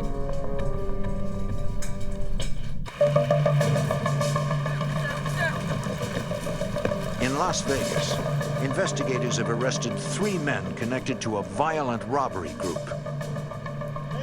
The leader, Jose Vigoa, his brother-in-law, Pedro Duarte, and Oscar Cisneros, who confessed everything to federal agents and implicated a 4th man, Luis Suarez, in the robberies.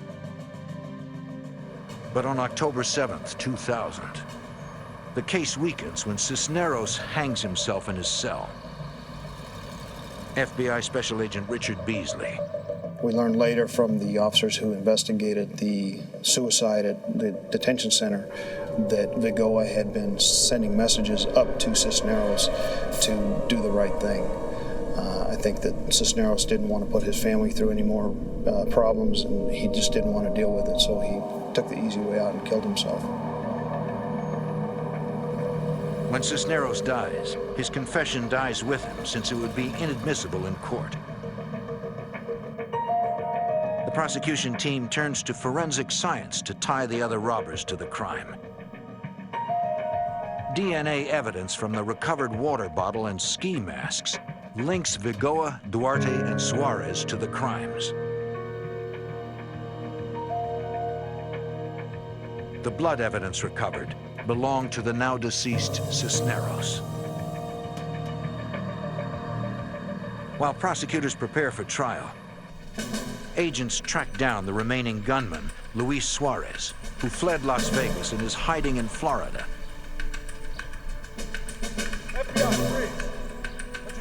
FBI Special Agent Brett Shields. We went down to Florida, discredited all his alibis, and then he was ultimately arrested for this crime. In the fall of 2003, 5 years after their spree of robbery and murder began, Suarez, Duarte, and Vigoa go to trial in Las Vegas. Luis Suarez plea bargains to 1 count of armed robbery and receives a sentence of 6 to 15 years. Pedro Duarte takes his chances at trial and is convicted of 2 counts of attempted murder and other charges. He is sentenced to 16 to 70 years. In order to avoid the death penalty, Jose Vigoa pleads guilty to 2 counts of first-degree murder and 44 other charges. He is sentenced to life in prison without the possibility of parole. It took the combined efforts of 3 law enforcement agencies to bring this vicious gang of robbers to justice. This case was solved not by the FBI, but by the cooperation between the FBI, Henderson Police Department, and Las Vegas Metropolitan Police Department. It was just a great feeling to be able to wrap up a case like this. Obviously, there were many victims, not just the security officers who were killed, but their families and the people inside the casinos and the people who were traumatized watching these armored car robberies go down and the casino robberies. There's a lot of people really shook up over this, and to take these guys out of the mix was a very good feeling. And the next time someone threatens the safety of the citizens of Las Vegas, local police and the FBI will be there to stop them.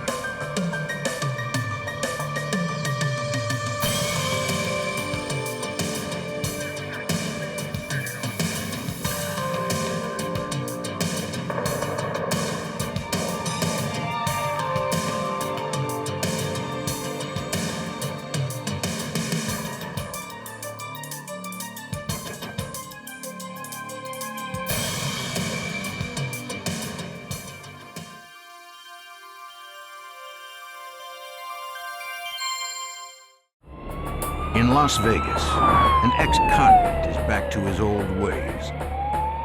Big money cons, low-level burglary, and violent assaults.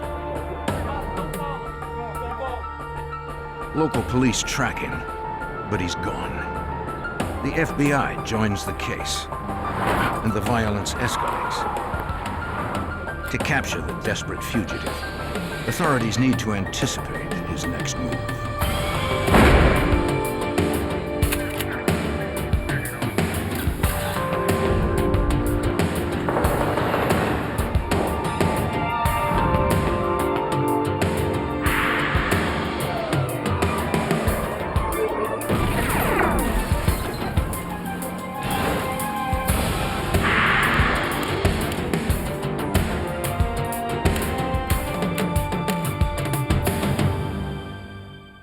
Women are most often assaulted by someone they know, but sometimes a stranger attacks. Near Las Vegas in December of 2000, a young woman became the latest victim of a violent sex offender. Before authorities could locate him, he would add murder to his list of crimes. I'm Jim Kallstrom, former head of the FBI's New York office. FBI agents tracked the armed fugitive across the country, and as they closed in, the gunman was determined to avoid capture at any cost.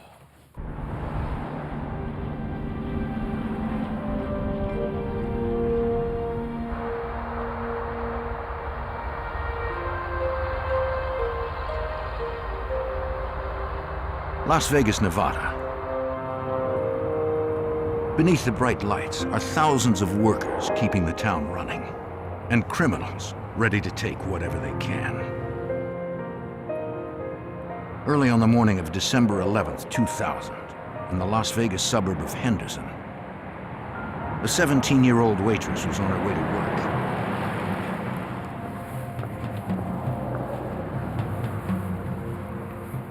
In a parking lot, a man offered her a ride to work. I'm just going to work. She declined.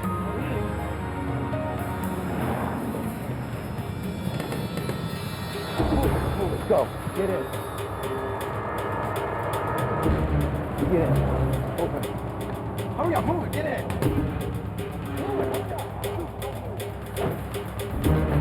His gun stopped her from crying out.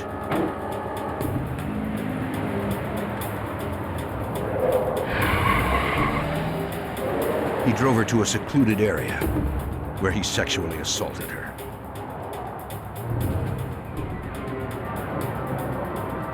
As soon as she could, she took her only chance and fled, running to a nearby restaurant to call 911. Henderson police took the call.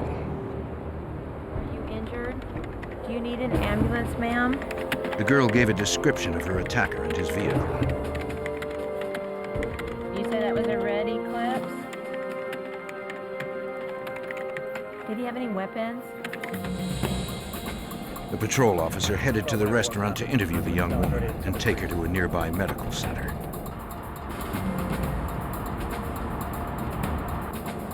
En route, he spotted a red sports car that matched the description given by the victim.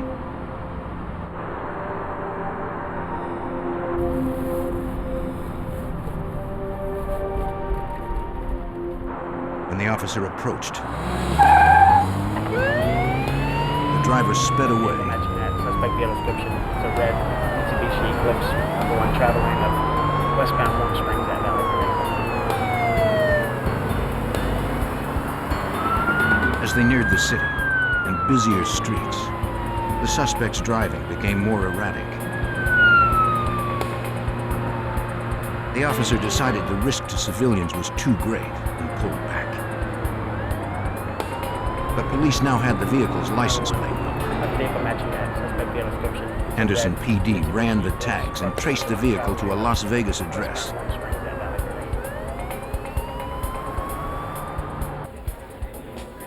Las Vegas detective Barry Jensen contacted the owner, who explained he had given the car to his daughter to use.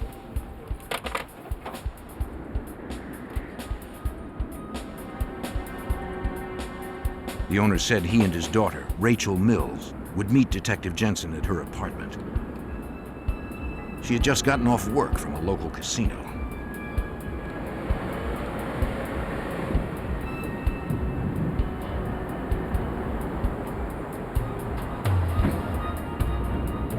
When the detective arrived, he told them about the car eluding police and the reported sexual assault. Rachel said that her husband had the car that morning. He had dropped her off at work at 5 a.m., and she had not seen him since. She hoped there had been some mistake. She knew that he'd been arrested for sexual assault in the past. She knew that he had been in prison, but she didn't believe any of that was true, or she didn't want to believe that any of that was true. Rachel had noticed their car had been parked across the lot. Detective Jensen asked her to check the apartment and see if her husband had returned. He and her father would check out the car.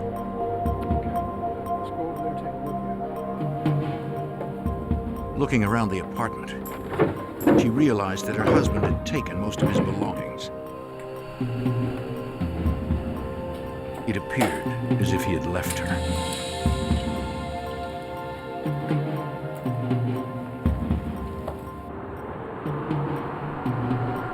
The father owned the car, but since Rachel and her husband were the regular drivers, only they could consent to a search.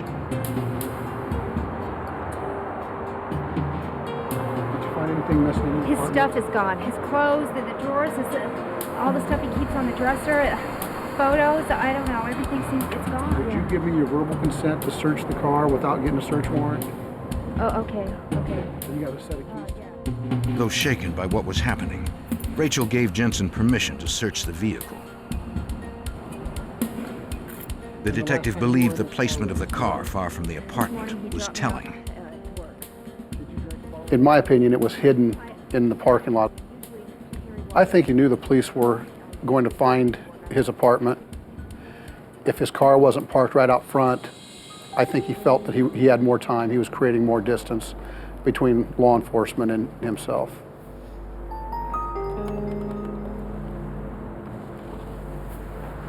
Inside the car, Jensen noticed that the few personal effects matched what the assault victim described, pointing more suspicion toward Rachel's husband.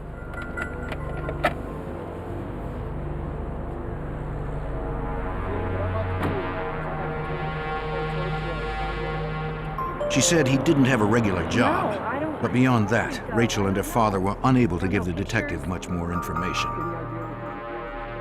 All they were able to tell us was that he loved to play blackjack and craps. They had no idea where he was getting the money to do that.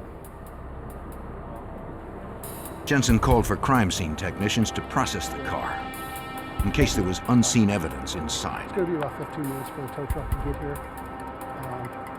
He had to tell Rachel that her husband was a strong suspect in the assault of a 17-year-old girl. At his request, she gave Jensen a photo of her husband, Magfour Mansour. If Mansour was the assailant, Jensen hoped the victim could ID him based on the photo. I want you to look at every picture. At the police station, Detective Jensen interviewed the young woman. She identified Magfour Mansour as her attacker.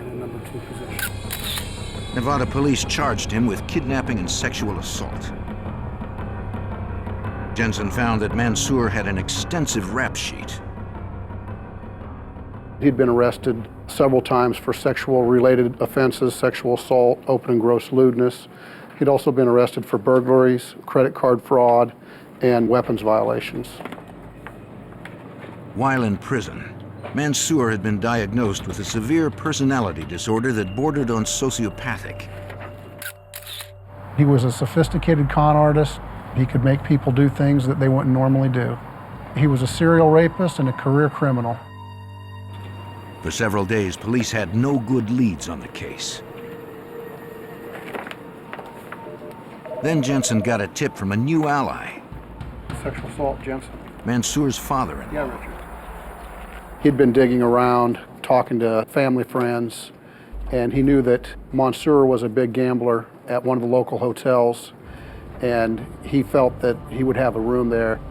I found that he did have a room that was comped because he was a large money player. Since hotel security had cameras in the hallways, the detective asked them to watch and call police if anyone entered Mansour's room. They weren't set up to make an arrest or to grab Mansour. I didn't feel comfortable asking them to because I believed that he was dangerous. That night, a security officer spotted a man entering Mansour's room. He immediately contacted Las Vegas police.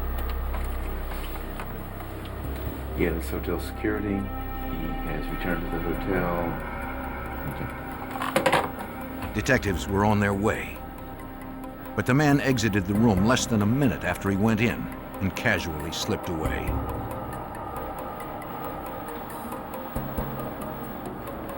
LVP When the Vice Squad detectives arrived, they checked his room. We found a suitcase and some family pictures, nothing else that would help or further our investigation. They searched the entire hotel casino, but there was no sign of Mansour. They realized in order to find him, they needed more resources, and turned the case over to Special Agent Scott Backen and Detective Brian Dunaway of the Las Vegas FBI's Criminal Apprehension Team, a multi-agency squad responsible for tracking down fugitives in the Las Vegas area. The squad's first step was to distribute informational sheets about Mansour to area hotels. When we have someone that we're looking for and we believe that he's gone to a hotel or something, we have a system called TRAX, T-R-A-X, which is it's a fancy fax machine. It allows us to send color digital photos to large groups of people simultaneously to alert them. Those people that don't have TRAX alerts, we went to old-fashioned police work. We were knocking on doors and delivering these things and conducting interviews and making sure that everyone knew about him. We're looking for this guy right here. He comes under a few different aliases. Investigators checked registers for known aliases of Mansour. They found nothing. These two gentlemen are from the FBI. But some security personnel recognized Mansour as a suspect in a string of room burglaries plaguing the Vegas Strip. They described his frequent cons. They said Mansour preyed on tourists, mostly those of Middle Eastern or Asian origin. Okay, thank you. He would often pose as a translator or as a tour guide, and he would do this in order to gain the confidence of people that were in town who had money. After gaining their confidence, he would use this information to usually enter their rooms because he was able to contact the hotel staff and pose as these people. When the tourists returned to their rooms, they found them ransacked. Right away. Over several days, Mansour had stolen more than $250,000 in cash and jewelry. 204. We have been completely robbed. We have been robbed. Everything is horrible. Agent Backen believed the suspect would use the money to flee Nevada. We obtained an unlawful flight to avoid prosecution warrant, which is a federal warrant, charging him with fleeing one state, going to another to avoid prosecution for the underlying charge, which was sexual assault. With the federal warrant, it allowed us to engage other FBI offices around the country in searching for Mansour. They tried to narrow the scope of the nationwide search by reviewing any piece of information they could find regarding the suspect. We were able to gather INS records, immigration records, that type of stuff, and we found that he had been in their custody for a great deal of time, and he was here citing some sort of religious persecution.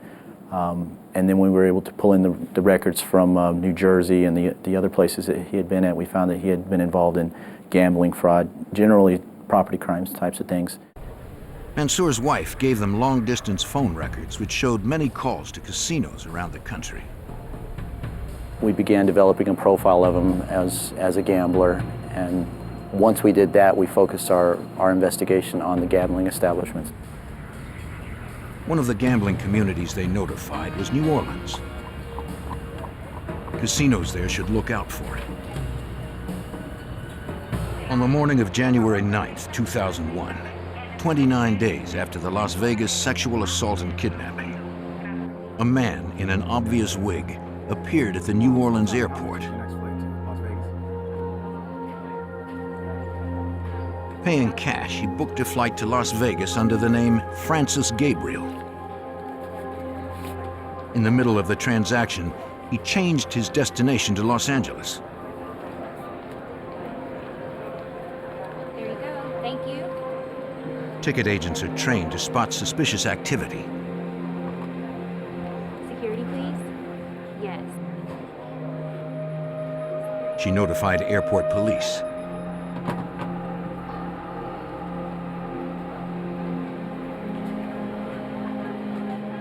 The wig, cash, and odd behavior was enough probable cause for the undercover officer to question the man.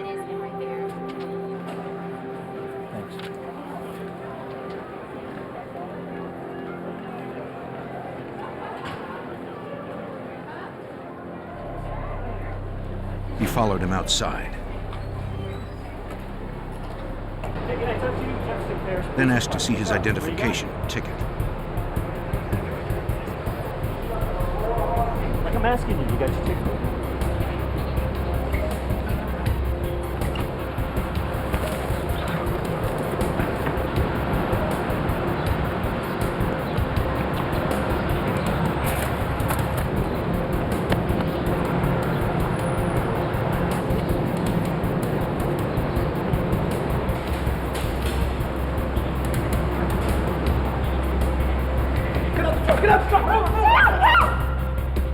Soon, New Orleans authorities would learn the identity of the carjacker and join the hunt for an elusive fugitive. Yeah, I'm at door 6A. He ran up on the roof.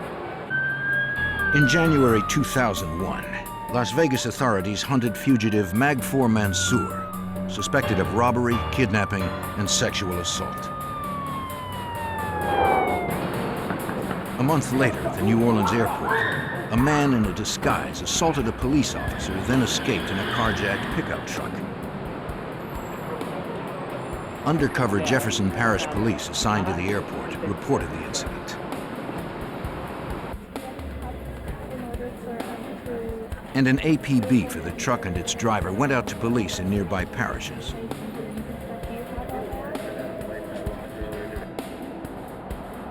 "30 minutes later, a St. Charles Parish deputy spotted the pickup truck 10 miles from the airport.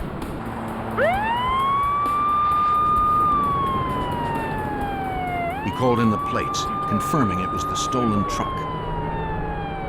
But the deputy knew there was construction ahead, so he did not pursue at high speed. The truck entered the road construction zone, but the driver was not going to stop and swerved toward a highway worker.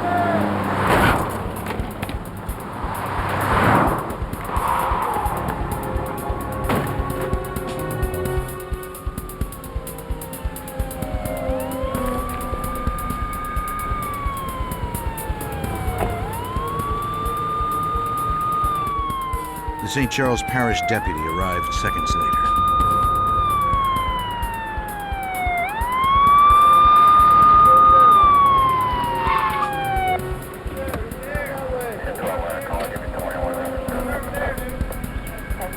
Seeing the worker down, he called for an ambulance, then went to check the truck.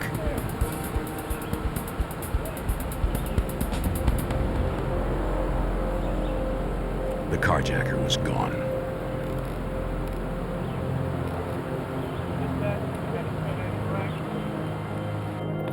At the airport, police searched a piece of luggage the fugitive had dropped. Since it was left unattended on airport property, Lieutenant Glenn Toka did not need a warrant.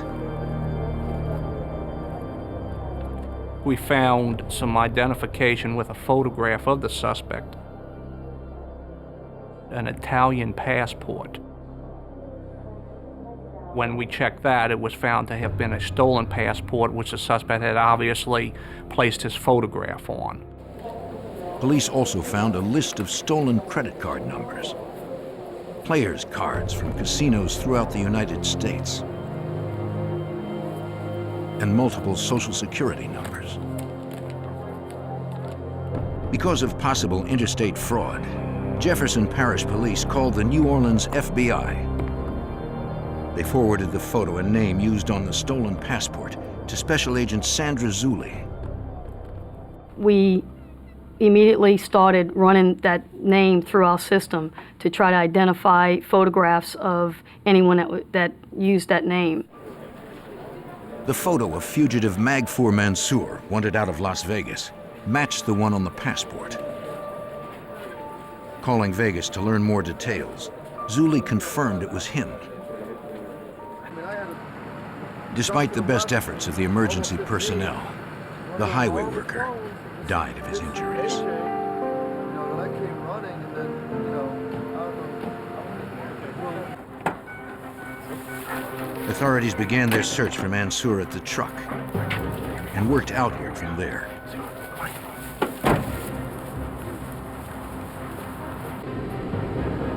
Lieutenant Toka joined the search near the Mississippi River. We did about a mile radius search, plus the state police helped us on the perimeters that were doing the search. We had a helicopter up, plus we had tracking dogs in the location. The area's landscape made it difficult. There are buildings, tugboats, wharves. It's a working area, and there's a lot of abandoned warehouses there, derelict barges up on the ground and everything. They searched for more than 24 hours, checking every conceivable hiding place. We theorized that he had either gone into the river and drowned, or that he had made his way out of the security envelope.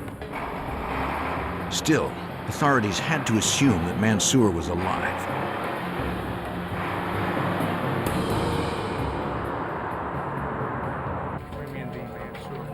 They hoped to determine where the fugitive had been while in New Orleans. Perhaps he would go back there. They reviewed airline passenger lists and surveillance tapes to reconstruct the fugitive's movements. The day before, he had come down from Connecticut into New Orleans, and we were able to track him to some local casinos that he was at that night, and then the next day he was supposed to be flying out, and that's when he was confronted by the officer. Mansour's behavior pattern was clear. We felt that eventually he would show up at a casino, and that's why we focused on the casino security departments to make sure they were alerted to look for him in possibly a disguise. Authorities also broadcast his photo and the aliases he used, hoping the public could help find him. Anyone with information was asked to call a dedicated tip line. Police immediately began receiving sightings. One came from a motorist who thought he had seen Mansour the night the highway worker was killed. The motorist said that night he'd been driving behind a taxi on a road near the airport. He saw a man come out of the woods and hail the taxi. It looked like Mansour. But police could not find the taxi driver, and the trail went cold. We were receiving numerous reports of individuals who they felt looked like this individual walking down the road, sitting at a bar, at a casino, and all of these were checked out. Yet none of the sightings led to Mansour. The next lead came from officers patrolling the nearby Mississippi River. Shortly after the disappearance, we received a call of a body that they located floating at the bank of the river. And we knew that in the file from the Las Vegas division that we had dental records of Magfour Mansour, who had dental work done while in prison. So we obtained the dental records and had a comparison done. The records did not match. Mansour's whereabouts were still unknown. And now that he was wanted for killing a man, he'd be more desperate than ever to avoid them. Wanted on a charge of sexual assault and kidnapping, fugitive Magfour Mansour disappeared from Las Vegas.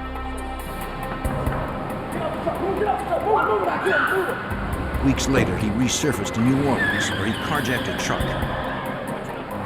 and killed a highway worker.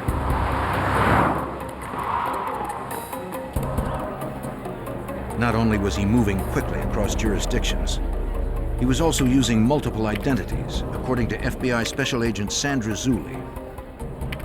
Magfour Mansour utilized so many different aliases. We determined that he was stealing identification cards on a regular basis while he was staying in the casino area. The players' cards that we located in the luggage were determined to be stolen from casinos. Some of those players' cards were from casinos in Atlantic City. To follow up on them, Louisiana agents contacted the FBI's Newark field office. Special Agent Joseph Fury checked on a casino player's card Mansour used under the name Yasser Hamid. I called the hotel casino and talked to the senior vice president in charge of security, and he advised me that Mr. Hamid had in fact been a player at their casino, and on January 3rd of 2001 had played and won approximately $50,000. That was 6 days before the airport incident in New Orleans. But considering Mansour's lavish gambling lifestyle, the money probably would not last long. If he was desperate for money, we thought he might come back to Atlantic City to gamble again. Agent Fury learned a New Jersey phone number had been found in Mansour's luggage. We didn't know the reason he had the number, whether or not he had ever called the number, or who was on the receiving end of that call. Okay. Authorities traced the number to a house in the Atlantic City suburb of Brigantine and set up surveillance on it. They knew the house belonged to a local cab driver, but little else. Agents watched on the slim chance the house might be connected to Mansour. Other teams of agents also searched the gambling community of Atlantic City.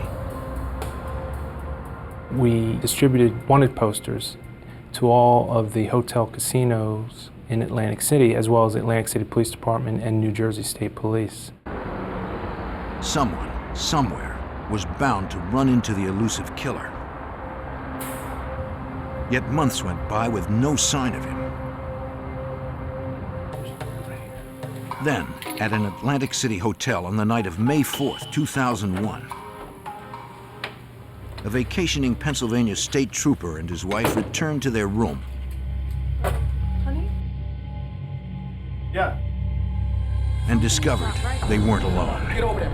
Everything's fine. Shut your mouth. Here's my wallet. I'm not worried about that. The trooper recognized Mansour from wanted posters. Don't use it. I'll kill you. He knew the man had killed before. But for some reason, Mansour left without harming the couple or taking any money. The state trooper notified the hotel about Mansour and asked them to call the FBI.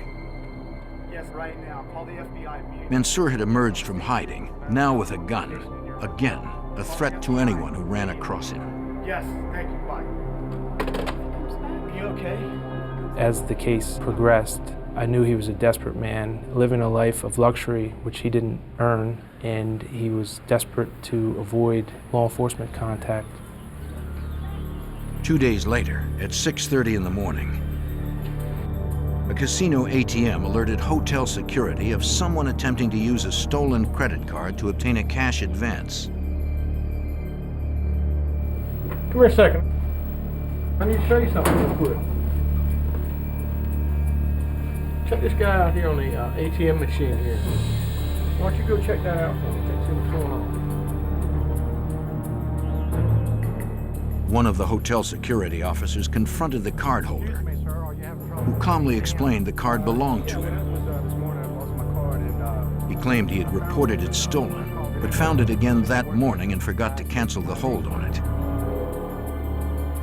Asked for identification, the man handed the security officer an Indian passport that had been obviously altered. When the security officer tried to bring the man in for questioning, he pulled a gun, Don't move, you got it. Don't follow me. then fled.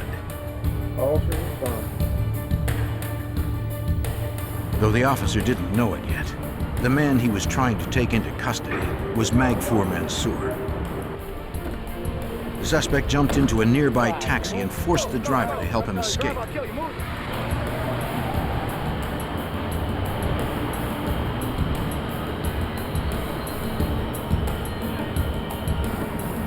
Hotel security called the incident in to Atlantic City Police.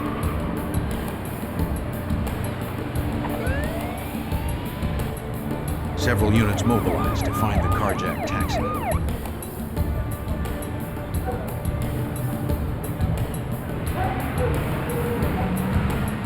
But once again, Mansour was one step ahead.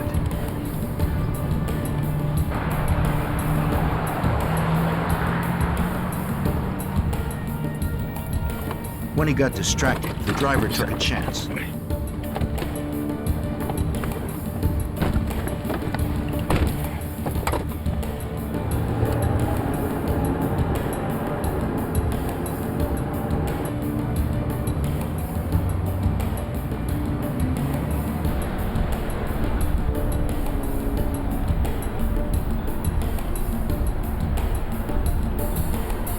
Minutes later, witnesses outside the Taj Mahal casino saw a well-dressed man leave a taxi idling at the curb and disappear inside.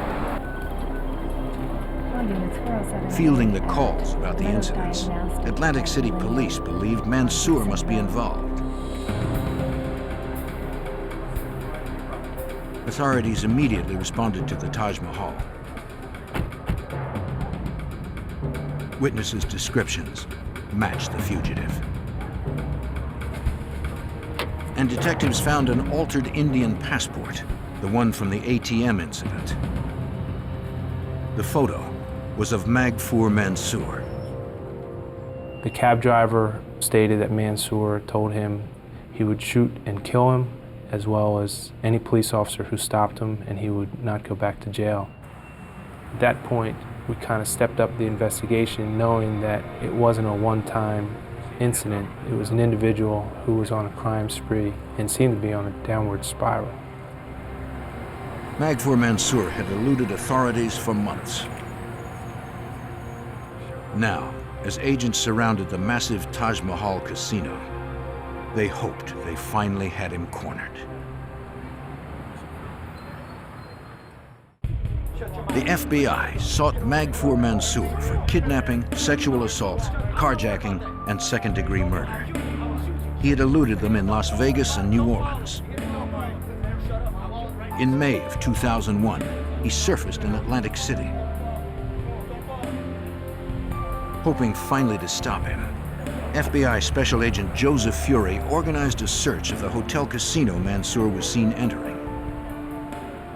We established a command post at the Taj Mahal with the Atlantic City Police Department, the New Jersey State Police, as well as security personnel from the Taj Mahal in an effort to locate Mansour, thinking that he may be in the hotel somewhere.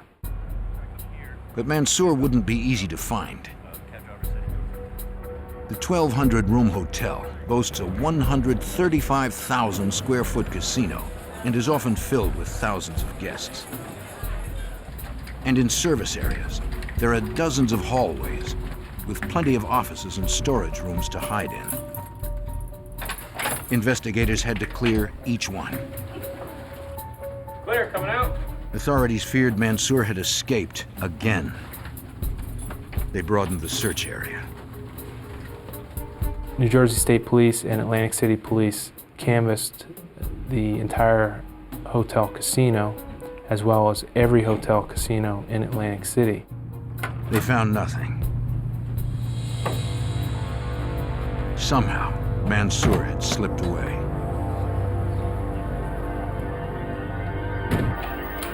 Investigators requested security tapes from all Atlantic City hotel casinos, hoping to find a lead. After reviewing hundreds of hours of tapes, they finally spotted Mansour. He was getting out of a cab. Checking the taxi's identification number, state police learned it was owned by an independent operator living outside of Atlantic City, in Brigantine. I asked what the cab driver's name was and the location where they were going, and they told me a name which came back to the individual who I had been surveilling in anticipation of Mansour returning to the Atlantic City area. Authorities returned to the Brigantine house with a search warrant and a SWAT team.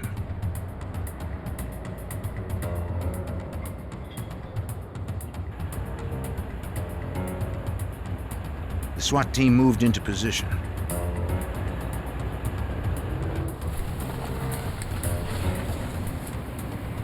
To get the cab driver out of the house, an agent called inside, posing as a dispatcher. He told the driver that one of his regular fares needed a ride. We felt that if Mansour was inside, it might be a hostage type situation. Put your hands on top of your head. Put your hands on top of your head. But the driver emerged alone, and they pulled him away so they could talk to him safely.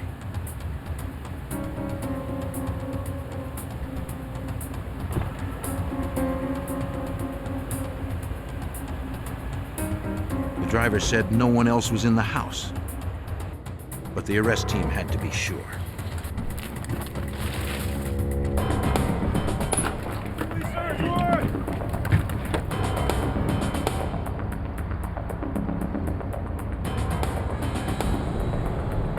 All clear. It was another disappointment. Okay.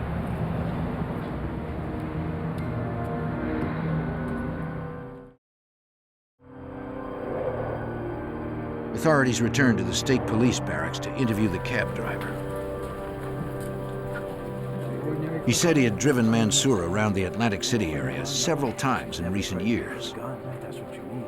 They had become friends, but now he was more than willing to cooperate. He immediately told us that Mansour had been at his house that morning, had pulled a gun on him, and had ordered him to drive him towards Philadelphia, which was approximately an hour drive from Atlantic City.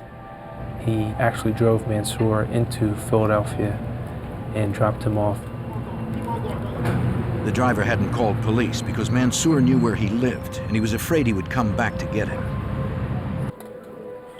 Fury notified the FBI's Philadelphia field office that Mansour might be there.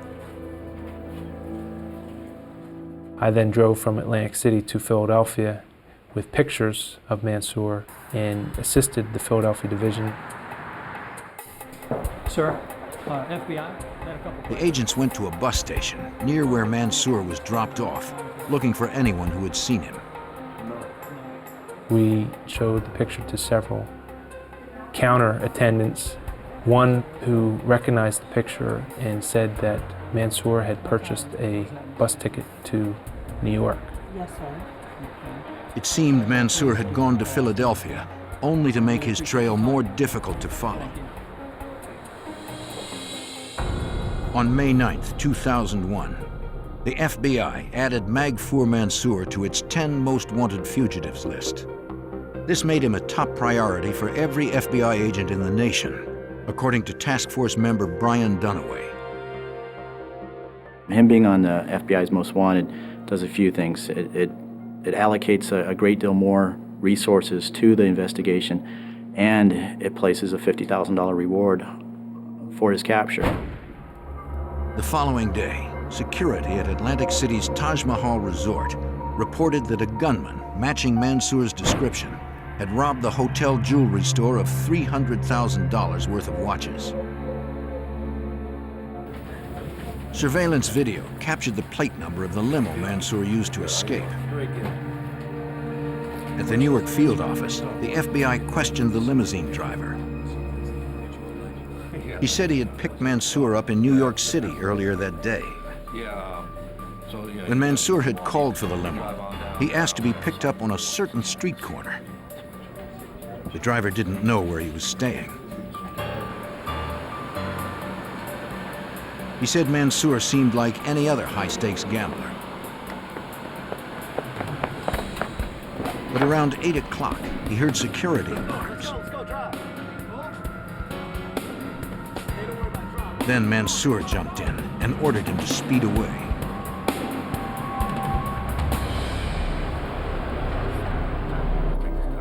The driver followed orders. Mansour had a gun.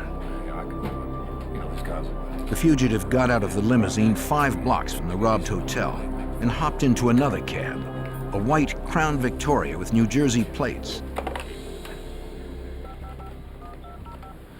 The FBI asked local police to issue an all-points bulletin for white Crown Victoria cabs in Atlantic City. That night, police stopped every taxi matching the description.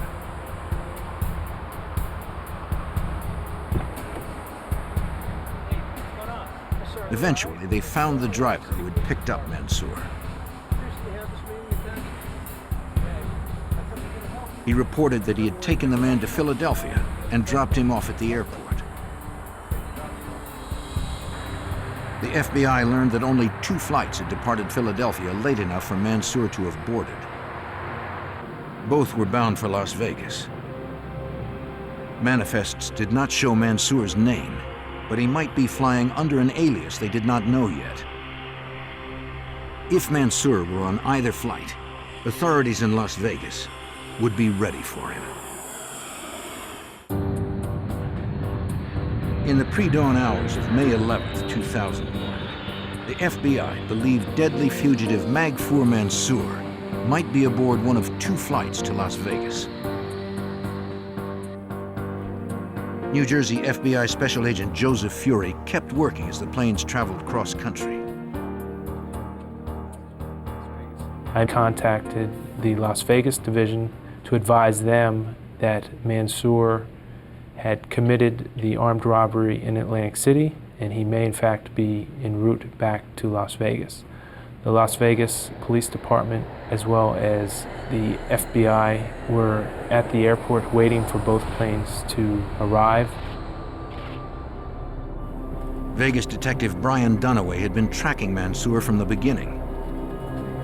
He knew how dangerous and desperate the fugitive was. Everyone that we had talked to, everyone that knew anything about him, knew that he wasn't going to go back to jail. He had made those statements, and his actions were just of such desperation that he wasn't a person that wasn't going to face these charges. And his previous incarcerations and the records that they kept on him there was just no way he was going back. So he was going to go out in a blaze of glory. Mansour frequently used disguises and false IDs to travel.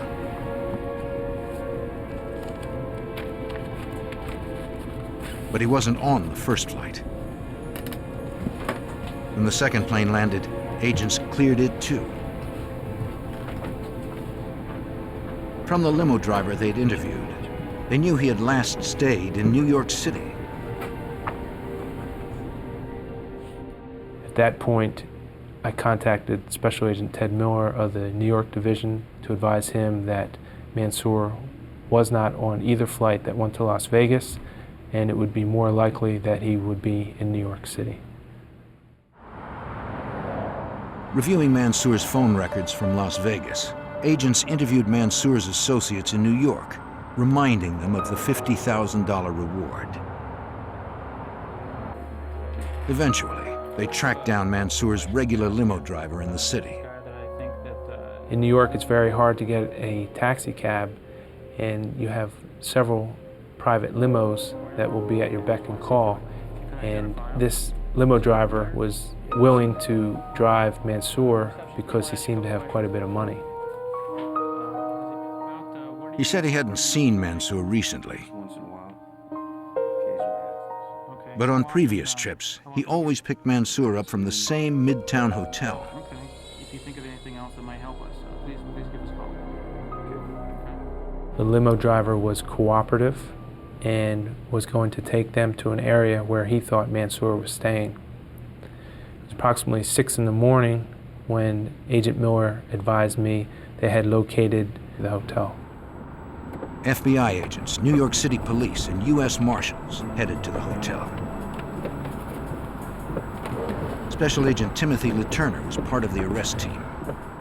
We got a call from Special Agent Miller saying the subject Mansour committed an armed robbery last night at the Taj Mahal Casino in Atlantic City, and we believe he retreated to New York, and we think we have good leads that he may be at the hotel located at West 47th Street. The investigators set up on surveillance outside. Before the stakeout, they had been briefed on the case and warned of the danger. We talked about how he brandished a handgun during several crimes he committed. We talked about the armed rape of a 17-year-old girl and a murder he committed in Louisiana. So we knew about his propensity to violence. Several investigators went to check with the front desk. The clerk was able to confirm that Mansour had used one of his aliases to check in. He gave them Mansour's room number, but didn't know if he was there. Our plan at that time was we were going to make a ruse phone call into the room we believed Mansour might be staying in. We had agents outside the room. We had agents in the lobby. What we decided to do was a wake-up call. If he answered or we heard stirring in the room, we would know he'd be in there, or someone would be in there. We made several calls. We got no response telephonically. We heard nothing in the room. Mansour must have gone out. They hoped he would return.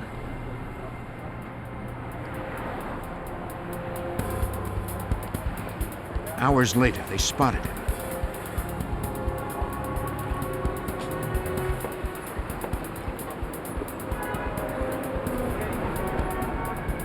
He was alone and heading back into the hotel.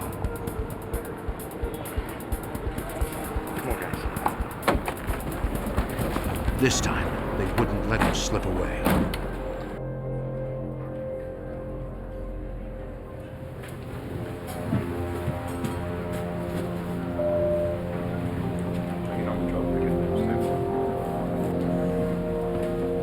Mansour had long vowed not to be taken alive. He went for a gun and aimed at a detective. From the time I saw the gun to the time my weapon was fired, you're talking about 2 or 3 seconds. So not a whole lot of time to think about it. You have innocent civilians in the lobby. Missing isn't an option. Even with 3 9mm rounds in him, Mansour continued to struggle as they took him into custody. Because of their training, the arrest team was unharmed. Things had to be instinctive. Things had to be committed to muscle memory. And those reactions that occurred that morning were reactions based on excellent training. They were the byproduct of great training. So my recommendation to other agents would be receive as much training as you can. Try and get it to the point where it's instinctive. The pursuit of Mansour had lasted 5 months, involving more than a dozen law enforcement agencies. New York City emergency personnel tried to stabilize Mansour, but he died en route to the hospital. His rampage was finally over. Not any one law enforcement agency can handle an investigation of this magnitude by themselves, and without the cooperation and efforts of all of the law enforcement agencies, I don't think Mansour would have been caught without causing harm to someone else.